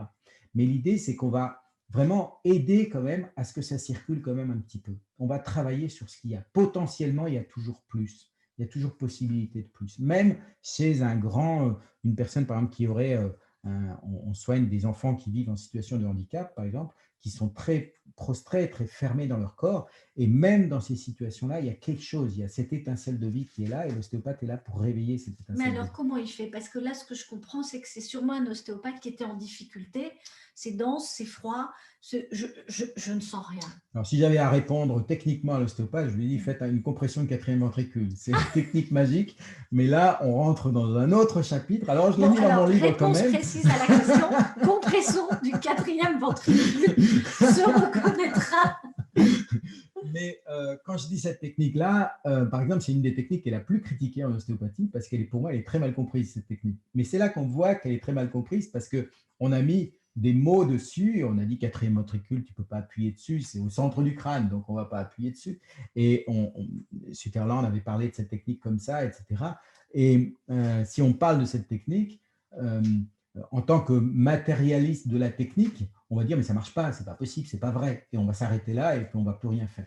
Même on va dire c'est pas prouvé, et puis, etc. Et cet après-midi, j'avais un étudiant qui me disait c'est pas prouvé votre truc, et qu'est-ce qu'on fait quoi. Je veux dire, enfin c'était pas l'étudiant lui-même, mais c'était Là, vous me parlez de la compression du quatrième voilà, ventricule, c'est voilà. ça. Alors, je précise quand même pour ceux qui nous écoutent, là, François, il est parti sur une autre technique ostéopathique qu'on n'a pas évoquée tout à l'heure, qui est une technique qui consiste à exercer donc une pression Ouais. sur le crâne, comme il le dit. Ouais. Et donc, en réponse à cette En question-là, réponse à cette question, mais ce que je veux dire sur cette technique, c'est que là encore, la réussite de la technique, elle ne dépend pas que du geste technique, elle dépend vraiment de l'ancrage du praticien, elle dépend de son fulcrum, elle dépend du temps qu'il va prendre aussi pour que ça se déroule, de la patience qu'il va exercer, de sa qualité de présence. Et là, il va pouvoir effectuer, il y a quelque chose qui va s'effectuer à travers son appui okay, qui va être réveiller cette vitalité. okay. Donc, ça peut vraiment réveiller cette vitalité de façon très pertinente, et je l'ai vu chez des tas de personnes. Ok, donc ce que vous diriez à cette personne-là, finalement, si vous avez du mal à sentir à l'extérieur de vous, alors concentrez-vous sur sentir ce qui se passe chez vous et peut-être le lien viendra, c'est ça? Ouais, je ne sais pas si je le dirais comme ça, mais oui, il peut y avoir un peu de ça. Le Le fulcrum du fulcrum praticien, c'est-à-dire intérieur du centrez-vous, praticien. posez-vous vraiment dans votre fulcrum et donnez ce point d'appui pour que le corps puisse travailler autour de ce point d'appui. Ok. Alors, une autre question.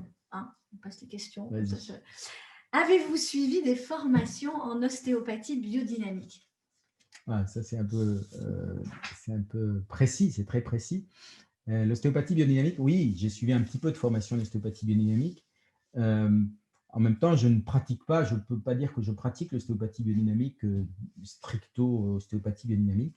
J'ai suivi des formations avec Jen Gelos, je n'ai pas suivi beaucoup, j'ai fait un stage avec lui. J'ai lu beaucoup après de livres autour de l'ostéopathie biodynamique. L'ostéopathie biodynamique, si on raconte l'histoire, c'est qu'en fait, Sutherland, donc il y avait Sutherland qui a découvert le crânien, et à la fin de sa vie, alors qu'il avait organisé son schéma avec les os qui bougent, les membranes, le système nerveux, etc., les liquides. Il avait organisé tout ça et puis à 75 ans, il a complètement balancé tout ça et il a dit: «Mais c'est un autre paradigme qu'il faut prendre, c'est la vitalité, c'est travailler sur la vitalité». Donc il est passé d'une période qu'on appelle biomécanique, la mécanique de la vie, à la biodynamique, donc travailler sur la dynamique de la vie. Et dans cette dynamique de la vie, bien sûr qu'on retrouve fulcrum, still point, potency, centrage du praticien, présence, etc. etc. Et c'est une Donc, approche qui vous intéresse? c'est une approche qui m'intéresse, oui, tout à fait. Ouais. Tout à fait. Mais j'ai appelé, par exemple, mon ostéopathie en stage, j'appelle ça biotissulaire. Ça veut dire la conjonction entre cette biodynamie, cette travail avec la dynamie, et l'aspect tissulaire, l'aspect des tissus, l'aspect du corps, l'aspect matérialité. Et pour moi, j'aurais tendance à dire, j'ai une ostéopathie, je vais dire du milieu, ça veut dire qui fait descendre cette vitalité dans la matière et qui fait monter la matière vers la vitalité. C'est ça, comme ça que je vois l'ostéopathie. Ok. Une autre question, du coup. Connaissez-vous l'écoute empathique du courant de la communication non violente? J'ai l'impression que celle de cette ostéopathie vivante peut s'apparenter à une écoute empathique des tissus. Oui, tout à Qu'est-ce que fait. vous en pensez? Tout à fait.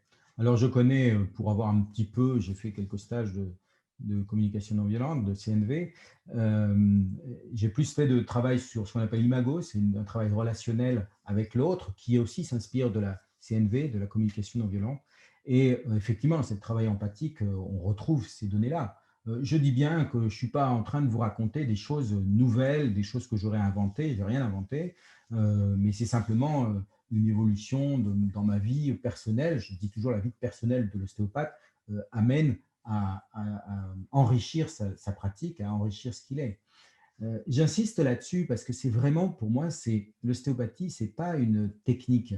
Et l'ostéopathie, c'est pas, on n'est pas ostéopathe le temps de la séance d'ostéopathie. On est ostéopathe en permanence. On est ostéopathe. Pour moi, il y a une vision de l'ostéopathie, une vision du monde si on répond à ces concepts ostéopathiques, mais qui rejoint bien sûr la vision de la CNV, qui rejoint la vision de l'écologie.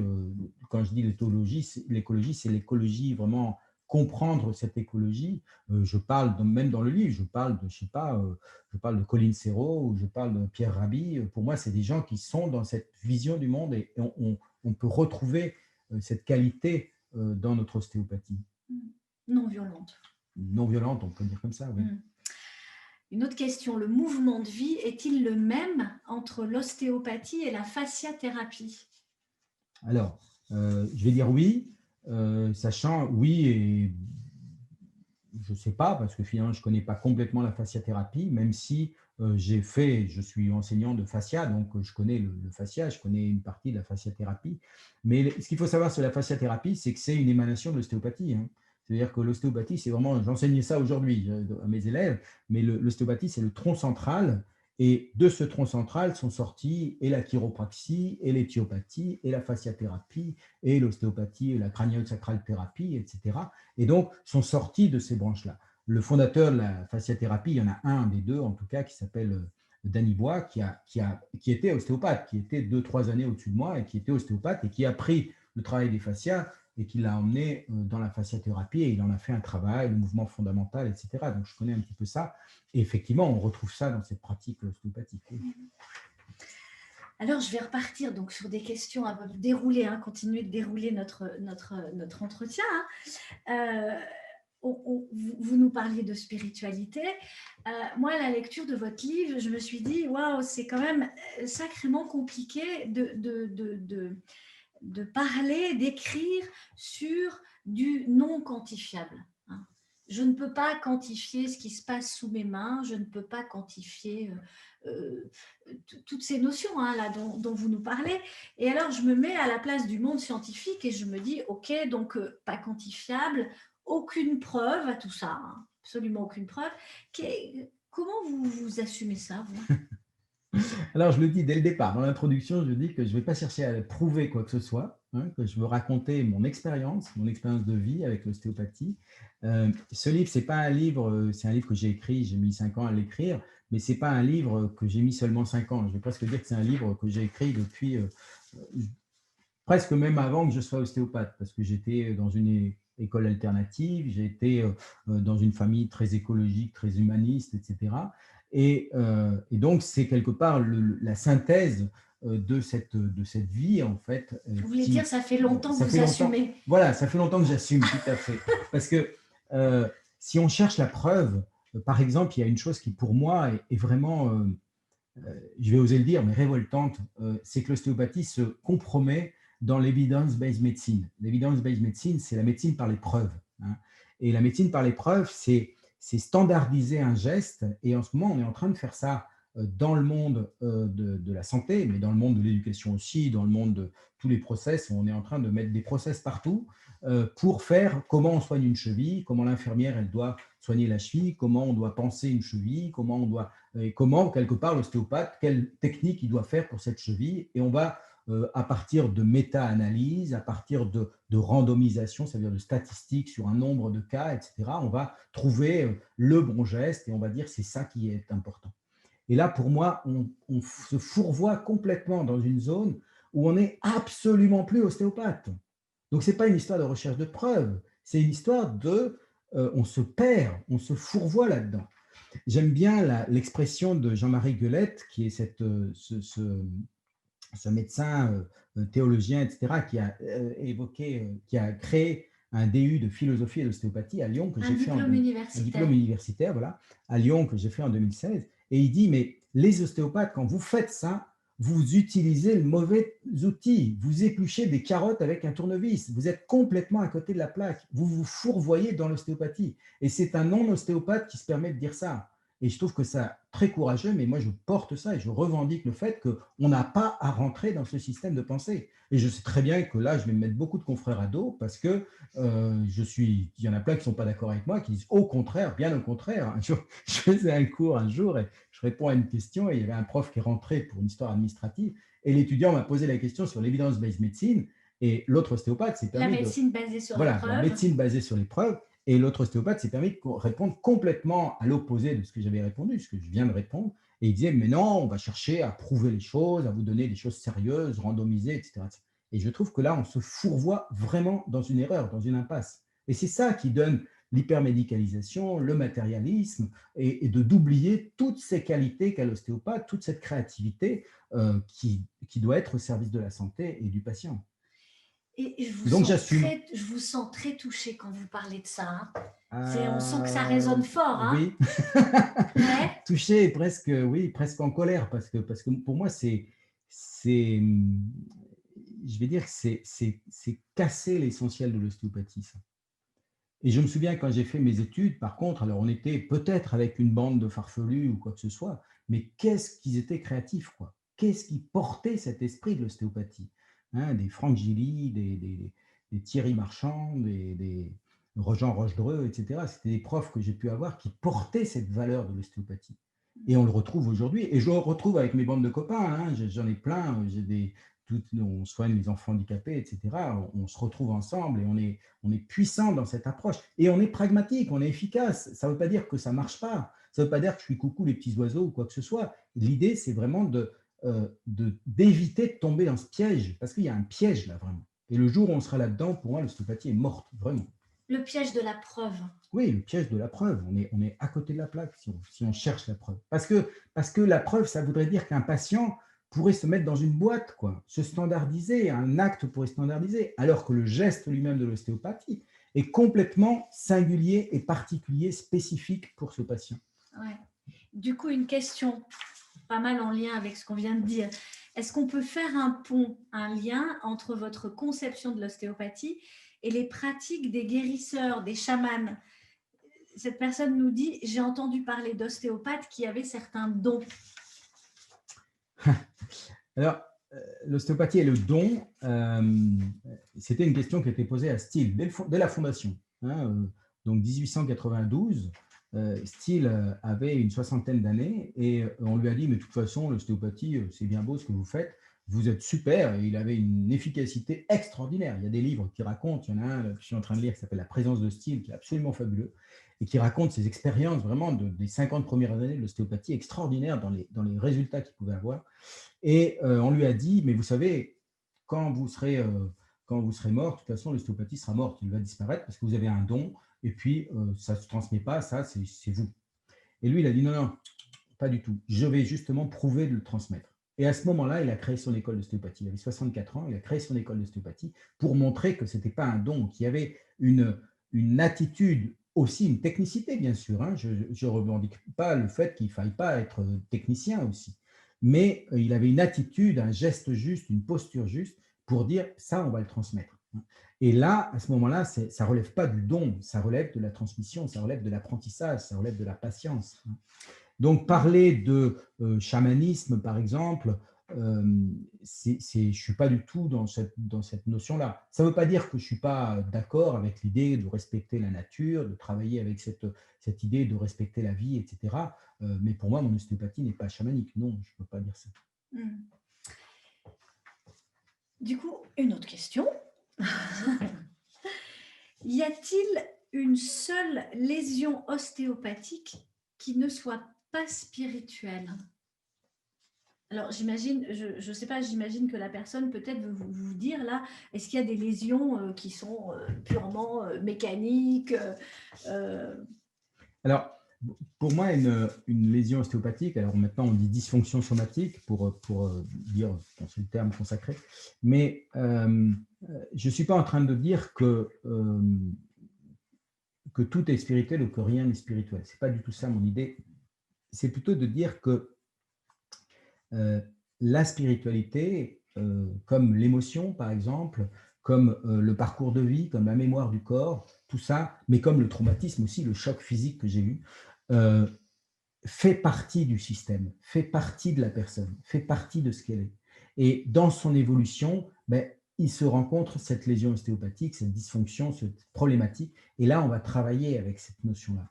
Donc, il y a de la spiritualité partout, il y a de la vitalité partout, mais il y a du physique aussi partout. Parce qu'une personne qui a reçu une grosse émotion, nous, on a un accès extraordinaire, c'est qu'on a une voie d'abord par le corps, mais même pour atteindre l'émotion, qui n'est pas palpable pourtant. Mais pourtant, une personne qui sera très stressée, qui sera très tendue, on pose les mains et on va tout de suite sentir que c'est plutôt du ressort de l'émotion et on va faire travailler cette personne autour de l'émotion. Donc, l'idée de cette immatérialité dans la lésion ostéopathique, dans la problématique ostéopathique, pour moi, est toujours là, oui. Il y a toujours ça. Maintenant, ça ne veut pas dire qu'on va le ramener à chaque fois et qu'on va être toujours là-dedans, dans cette prise de conscience de où vous en êtes dans votre vie, qu'est-ce qui se passe, etc. Une personne qui se sera tordu la cheville, peut-être qu'il faut travailler que simplement la cheville et penser à ça. Mais l'idée, c'est que si, par exemple, ça résiste, peut-être que cette entorse de cheville, elle a peut-être un sens dans la vie de cette personne. Peut-être qu'elle ne voulait pas avancer d'une certaine façon. Peut-être qu'il y avait quelque chose qui devait la freiner. Peut-être qu'elle devait se reposer. Peut-être qu'elle n'avait pas fait les bons choix. J'en sais rien. Il y a quelque chose qui fait qu'il y a une restriction qui peut être aussi en rapport avec autre chose, même quelque chose de très traumatique. Ok, oui, ça me fait penser dans votre livre, l'histoire de ce monsieur qui avait subi, qui était banquier, caissier dans une banque, je crois, et qui avait été braqué, c'est ça, hein? Et qui du coup, avait une arme sur le. Et donc il avait une arme comme ça, il avait une tension comme ça ici, et puis j'arrive, et puis alors ce patient c'était très impressionnant parce que ce patient ne voulait pas raconter ce qu'il avait. Ça veut dire que il avait pourtant eu 3 hernies discales, donc c'est exceptionnel. On en a une, c'est déjà pas mal, 2, c'est beaucoup, mais lui, 3 fois opéré, c'est énorme. Et il avait encore mal au dos, donc il était complètement sidéré, ce patient.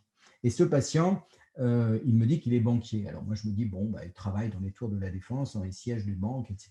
Comme j'ai pas mal de patients, je suis pas mal dans ce coin-là. Et ce patient, c'était un attaché casse-cravate, justement, un peu stressé comme ça sur lui. Et je commence à travailler et j'ai vraiment une intuition, une perception de tension d'abord sur la nuque, ça m'a tiré vraiment sur la nuque. Et puis une intuition, c'était 2 mots qui venaient très fort, c'était violence et impossibilité d'agir. Je me dis, tiens, c'est bizarre, violence, impossibilité d'agir, qu'est-ce que ça veut dire? Et l'intuition des mots, là, c'était des mots qui me venaient, des fois c'est des perceptions, des images, des choses comme ça, mais là, c'était des mots. Et ce patient… Pas l'intuition, justement. Pas l'intuition, oui. Par l'intuition au sens où comment dire, j'avais cette information-là qui me venait des tissus du corps, violence et impossibilité d'agir. Et le patient, je lui pose la question, plus ou moins un peu délicatement, je dis, est-ce que vous avez vécu des situations difficiles où c'était difficile de réagir, etc. Le patient me dit, non, non, pas du tout, pas du tout. Et puis, Et puis, je repose les mains dessus, je cherche à travailler, je cherche à détendre tout ça, etc. Et puis, c'était presque plus fort que moi. Je repose la question. Je redis, mais est-ce qu'il n'y a pas eu des moments, alors j'essaie de la poser par un autre biais, est-ce qu'il n'y a pas eu des moments où vous avez vécu ou vu des choses un peu difficiles dans votre vie, un peu brutales, et puis que c'était difficile pour vous? Et le patient, non, non, pas du tout, pas du tout. Alors, le patient, bien fait pour lui ou pas bien fait pour lui, j'en sais rien, mais il avait amené son épouse qui était là dans la salle et qui commence à dire, ben alors, pourquoi Raymond, tu ne lui dis pas et là, il s'est complètement effondré en larmes et il m'a dit, ben, en fait, ce qui s'est passé, c'est que j'étais pas banquier, j'étais caissier. Et en fait, deux fois dans ma vie, à 3 ans d'intervalle, j'ai subi les voleurs qui m'ont mis l'arme ici, justement, à l'endroit où il y avait tout ce kyste, ce blocage, cet ancrage. Et ils m'ont mis l'arme comme ça, et ils m'ont dit, ouvre le coffre, la bourse ou la vie, quoi. Et donc, deux fois, il a eu ça, et donc il est tombé en dépression, et c'est là qu'il avait fait ses hernies discales, etc., etc. Mais vous voyez que l'information tissulaire, en se mettant en état de réceptivité du corps, en étant en contact avec la zone, on retrouve cette zone-là, et cette zone parle. Il y a quelque chose en dessous qui est là. Alors, bien sûr que moi, j'ai trouvé violence, impulsivité d'action, je n'ai pas trouvé braquage de banque, hein, mais il y avait quand même quelque chose de cette consonance-là qui était. Alors, une autre question. Nos grands-parents allaient chez des rebouteux à leur époque. Comment vous situez-vous par rapport aux rebouteux? Alors, j'ai pas de situation par rapport aux rebouteux parce que je connais pas de rebouteux. J'ai entendu parler de rebouteux. J'ai l'impression qu'il devait faire un travail très, très, comment dire, je vais pas dire intuitif, mais je vais dire un travail oh, je trouve pas le mot, mais un travail de transmission, quoi, souvent par un parent ou par un proche qui leur transmettait leur savoir-faire. Oui, un don. Un don, voilà, aussi. Donc, je n'ai pas d'expérience avec ça. Maintenant, je vais presque dire, des fois, je disais ça un peu au début de ma pratique, je disais, l'ostéopathe, c'est le rebouteux qui a fait des études, quoi. C'est le rebouteux qui va un peu plus loin. Donc, cette espèce d'histoire instinctive de la perception, du ressenti, de où c'est bloqué, ça, c'est tout à fait, ça peut correspondre à ça. La seule chose que j'admettrais pas par rapport au rebouteux, en tout cas, c'est pas comme ça que je pratique, c'est que des fois, on voit des images, alors c'est peut-être des images d'Épinal, mais un peu violentes, de tirer, de craquer, de choses comme ça, et c'est pas du tout la forme de pratique que j'utilise. C'est pas comme ça que je travaille. Ok. Mais j'aimerais bien rencontrer des rebouteux. Je me souviens d'un ostéopathe qui est parti dans le sud de la France et qui a dans le Limousin, je crois, vers là, et lui, il est à la retraite là-bas et il dit, je fais le tour des rebouteux de ma région pour aller voir comment ils travaillent et les interpeller. Et je trouve que c'est tout à fait un passe-temps qui peut être assez sympa. Ok. Alors, on arrive un petit peu sur la fin, là. On va parler d'avenir, du coup, hein, d'avenir de cette ostéopathie vivante, cette ostéopathie, cette vision sensible de l'ostéopathie qui est bien malmenée, hein, comme on l'a compris actuellement. Alors, selon vous, comment est-ce qu'elle va pouvoir plus se déployer dans notre monde actuel tel qu'il est, qui n'est pas franchement sur ces versants-là, hein? Je pense que vous en êtes d'accord. Voilà, est-ce qu'il y a des institutions qui portent ça? Est-ce qu'il y a des signaux faibles qui peuvent laisser penser que ça va voilà, aller en grandissant tout ça? Alors, déjà, ce qu'il faut voir, c'est que l'ostéopathie a toujours existé comme ça. Ça veut dire qu'il y a toujours eu une partie cachée un peu de cette ostéopathie vivante. Elle a toujours été là, même si elle est peu manifestée, elle a toujours été là. Donc, elle sera toujours là, ça c'est sûr. Maintenant, j'ai une grande confiance dans le fait que il y a une transformation quand même, par exemple, ne serait-ce que la crise climatique ou des choses comme ça, il y a une grande transformation de notre société sur le mieux se soigner, mieux manger, je sais pas, le manger bio, par exemple. Moi, quand j'étais enfant, on mangeait bio, on faisait le pain à la maison, des choses comme ça. Je suis tombé dedans, je suis tombé dans la marmite quand j'étais petit. Mais j'ai une grande confiance pour le fait qu'on allait à Perpète chercher de la farine bio. Maintenant, il y en a partout, quoi, hein. Et j'ai une grande confiance dans le fait qu'on a vraiment cette évolution de la société va aussi vers ce sens-là, vers plus de respect de la bonne nourriture, vers plus de respect aussi de la relation aussi. Il y a des tas de choses qui sont de l'ordre, je sais pas, du développement personnel, des choses comme ça, qui sont dans la relation très riches aussi, qui se développent. Et je mets pour moi le pari, quelque part, que l'ostéopathie pourrait s'inscrire dans ce mouvement-là. Maintenant, ce qui m'inquiète, c'est de voir qu'il y a aussi des institutions justement qui poussent dans une randomisation, une evidence-based medicine, une médecine par l'épreuve, etc., et qui veulent absolument s'accrocher à ça et qui n'ont pas compris qu'on était en train de faire erreur. Et qu'en fait, notre courant, c'est d'aller dans ce courant du monde de demain, comme on dit en ce moment, du monde d'après, pour travailler sur ces valeurs-là, travailler sur les valeurs écologiques, travailler sur les valeurs humaines, relationnelles, sur les valeurs de santé profonde, de respect de la santé, que ce soit des médecines alternatives, mais on s'est extrait presque de sous-courant de médecine alternative pour être un peu perdu là. Mais Alors que alors, moi, je du coup, pense qu'on devrait retrouver ça et se partager avec ça. Alors, je pousse votre raisonnement jusqu'au bout, là. Si c'était dire, OK, très bien, toute cette reconnaissance de l'ostéopathie, aujourd'hui, elle est quand même due au fait qu'on est allé vers une mécanisation, une médicalisation. Donc, vous dites quoi aujourd'hui? Vous dites, bah, s'il faut lâcher ça, lâchons ça. Vous dites ça? Je ne vais pas jusque-là, parce qu'il y a quand même beaucoup d'ostéopathes, il y a des syndicats, des institutions qui ont fait un travail important et de négociation, et ça peut être aussi un bien, hein, d'être, on n'est plus menacé pour exercice illégal de la médecine comme c'était avant la reconnaissance. Mais l'idée, c'est pas tant de lâcher ça, l'idée, c'est vraiment de retrouver à l'intérieur de l'ostéopathe son travail éthique, mais de permettre de donner le temps à ça. Il n'y a pas d'heure de cours là-dessus. Alors bien sûr que vous allez me dire, les stages, ils prospèrent, les stages que je fais, les stages de Pierre Tricot, les stages de Bruno Ducou et d'autres, ça prospère. Il y a des tas de gens qui font des super stages d'ostéopathie, Mimi, notre ami Mimi, etc. Je peux faire de la pub pour beaucoup de monde parce qu'il y en a beaucoup qui développent ça. Et il y a une richesse, il y a des étudiants qui cherchent ça parce qu'ils sentent bien qu'il y a un truc qui se passe, ils sentent bien qu'il y a quelque chose. On leur a pas vendu, on leur vend de la soupe tiède, quoi. On leur vend un truc qui n'est pas tout à fait ce qu'ils attendaient avant, euh, pour ceux-là, ceux qui sont curieux. Et donc, ils vont aller chercher ailleurs. Et il y a beaucoup de stages ou de formations qui sont proposées dans ce ailleurs. Donc, de là à tout balancer pour dire on fait autre chose, on revendique autre chose, je dirais non. Moi, j'appartiens à la famille des ostéopathes et je resterai ostéopathe, je suis confiant dans ça. Mais je pense qu'il faut amener le paquebot dans une direction qui, à mon avis, pour l'instant, on prend une trajectoire qui n'est pas la bonne. Alors, une autre question. Est-ce que l'avenir de l'ostéopathie vivante pourrait venir de l'exigence des patients pour aller vers une qualité du processus guérissant?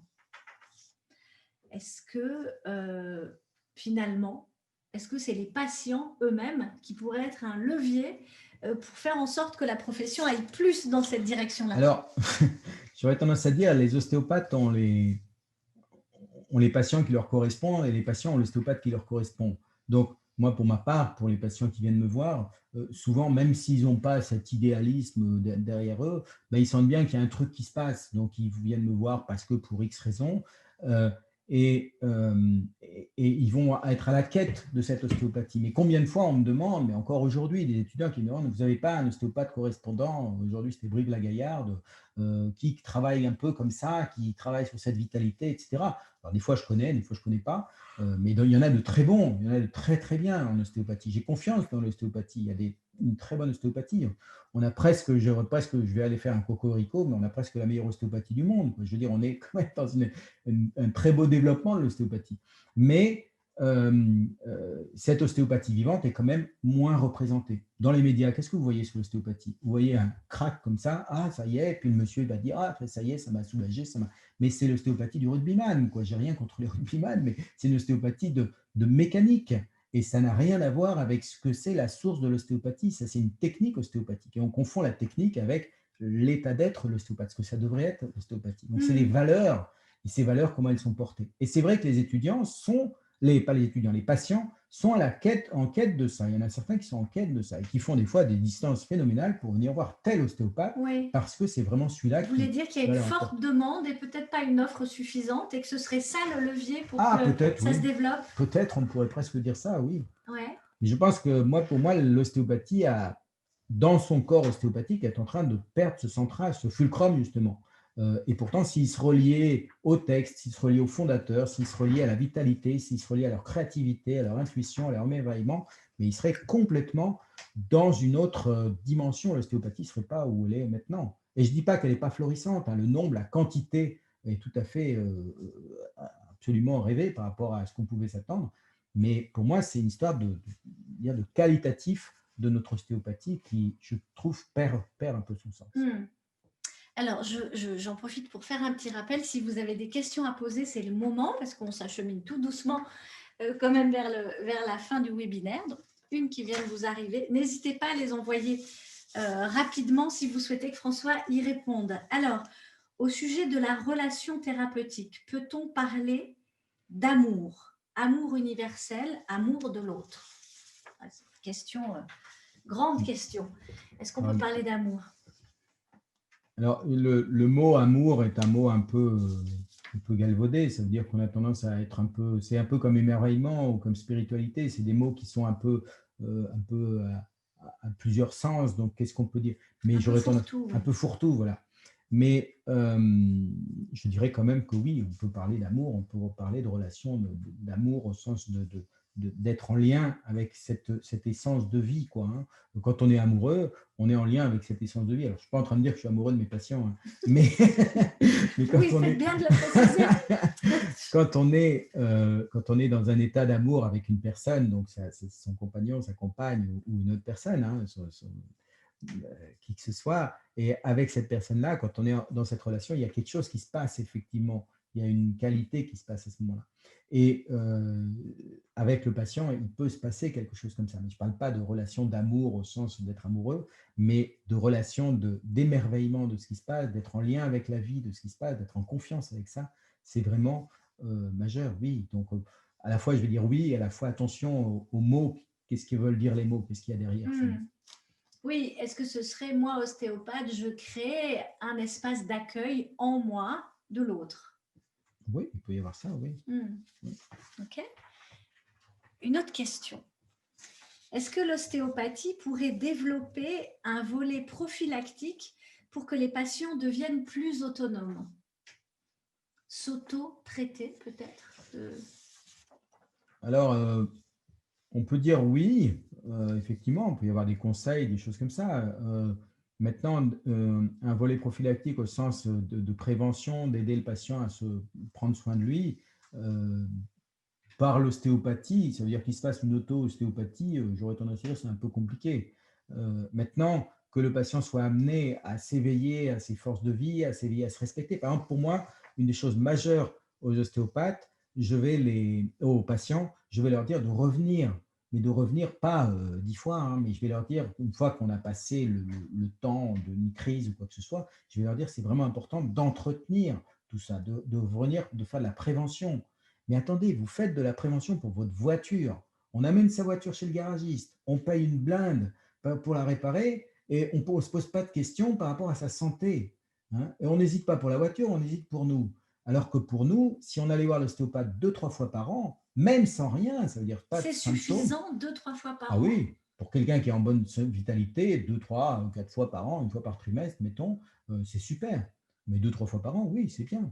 C'est bien. Et ça permet de donner cette vitalité, de mettre à l'optimum cette vitalité. Alors bien sûr, tout patient est différent, ça dépend quel âge, ça dépend quelle problématique du patient.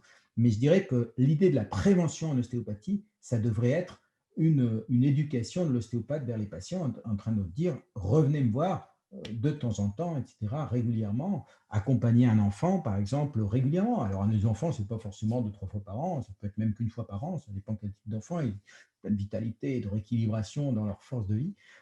Mais faire de la prévention, c'est vraiment quelque chose d'important. Et j'ai plusieurs exemples de patients qui ne faisaient pas de la prévention et qui, au bout d'un moment, en ont fait parce que j'ai dit, mais attendez, ça fait 5 fois que vous venez me voir pour votre histoire de lumbago et que vous attendez trop tard, etc. Vous venez me voir dans 3 mois, on se prend rendez-vous, etc. Et maintenant, il n'y a plus de problème de leur histoire de dos ou de quoi que ce soit ou d'autres problèmes. Parce qu'ils préviennent, ils prennent soin d'eux aussi. Donc, la prophylaxie, c'est de prendre soin de nous, quoi. Et alors, qu'est-ce que vous diriez à un jeune ostéopathe qui débute aujourd'hui? Ben, je lui dirais que c'est super Ça veut dire que c'est un très beau métier, l'ostéopathie. C'est vraiment un métier épanouissant. C'est vraiment une, une, comment dire, une réjouissance de faire de l'ostéopathie. Il y a vraiment quelque chose dans l'ostéopathie qui est fabuleux. Donc, c'est super. Maintenant, ça demande quand même beaucoup d'efforts, beaucoup de courage pour faire l'ostéopathie.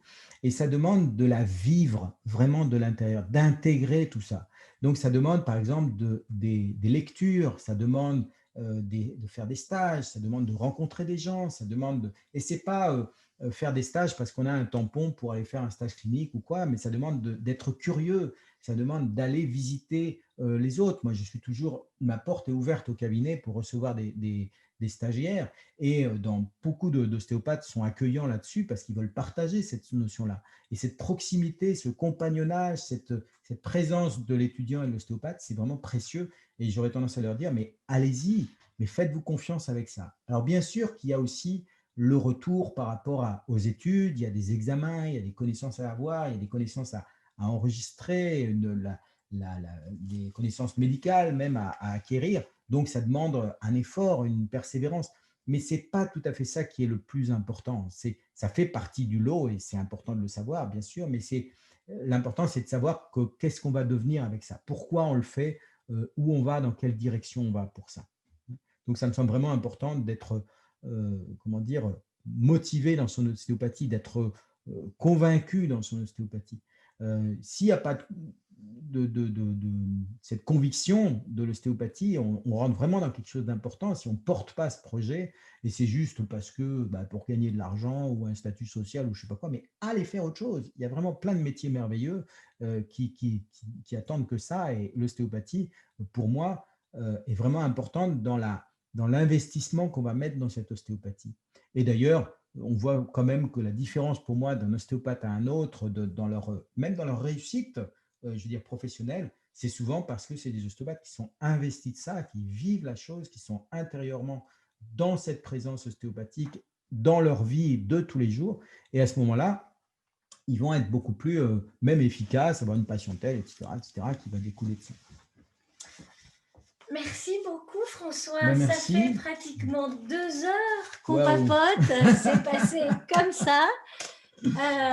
Merci à vous tous d'avoir été présents ce soir. Merci beaucoup. Et merci. peut-être, moi, j'aimerais remercier aussi des gens comme Catherine Guy, j'ai dit, qui m'a aidé à écrire ce bouquin. J'aimerais remercier Jean-Hervé Française, mon ami qui a relu le livre, qui m'a beaucoup corrigé et vraiment, j'ai beaucoup de cœur avec lui. J'aimerais remercier mes amis de HEO, bien sûr.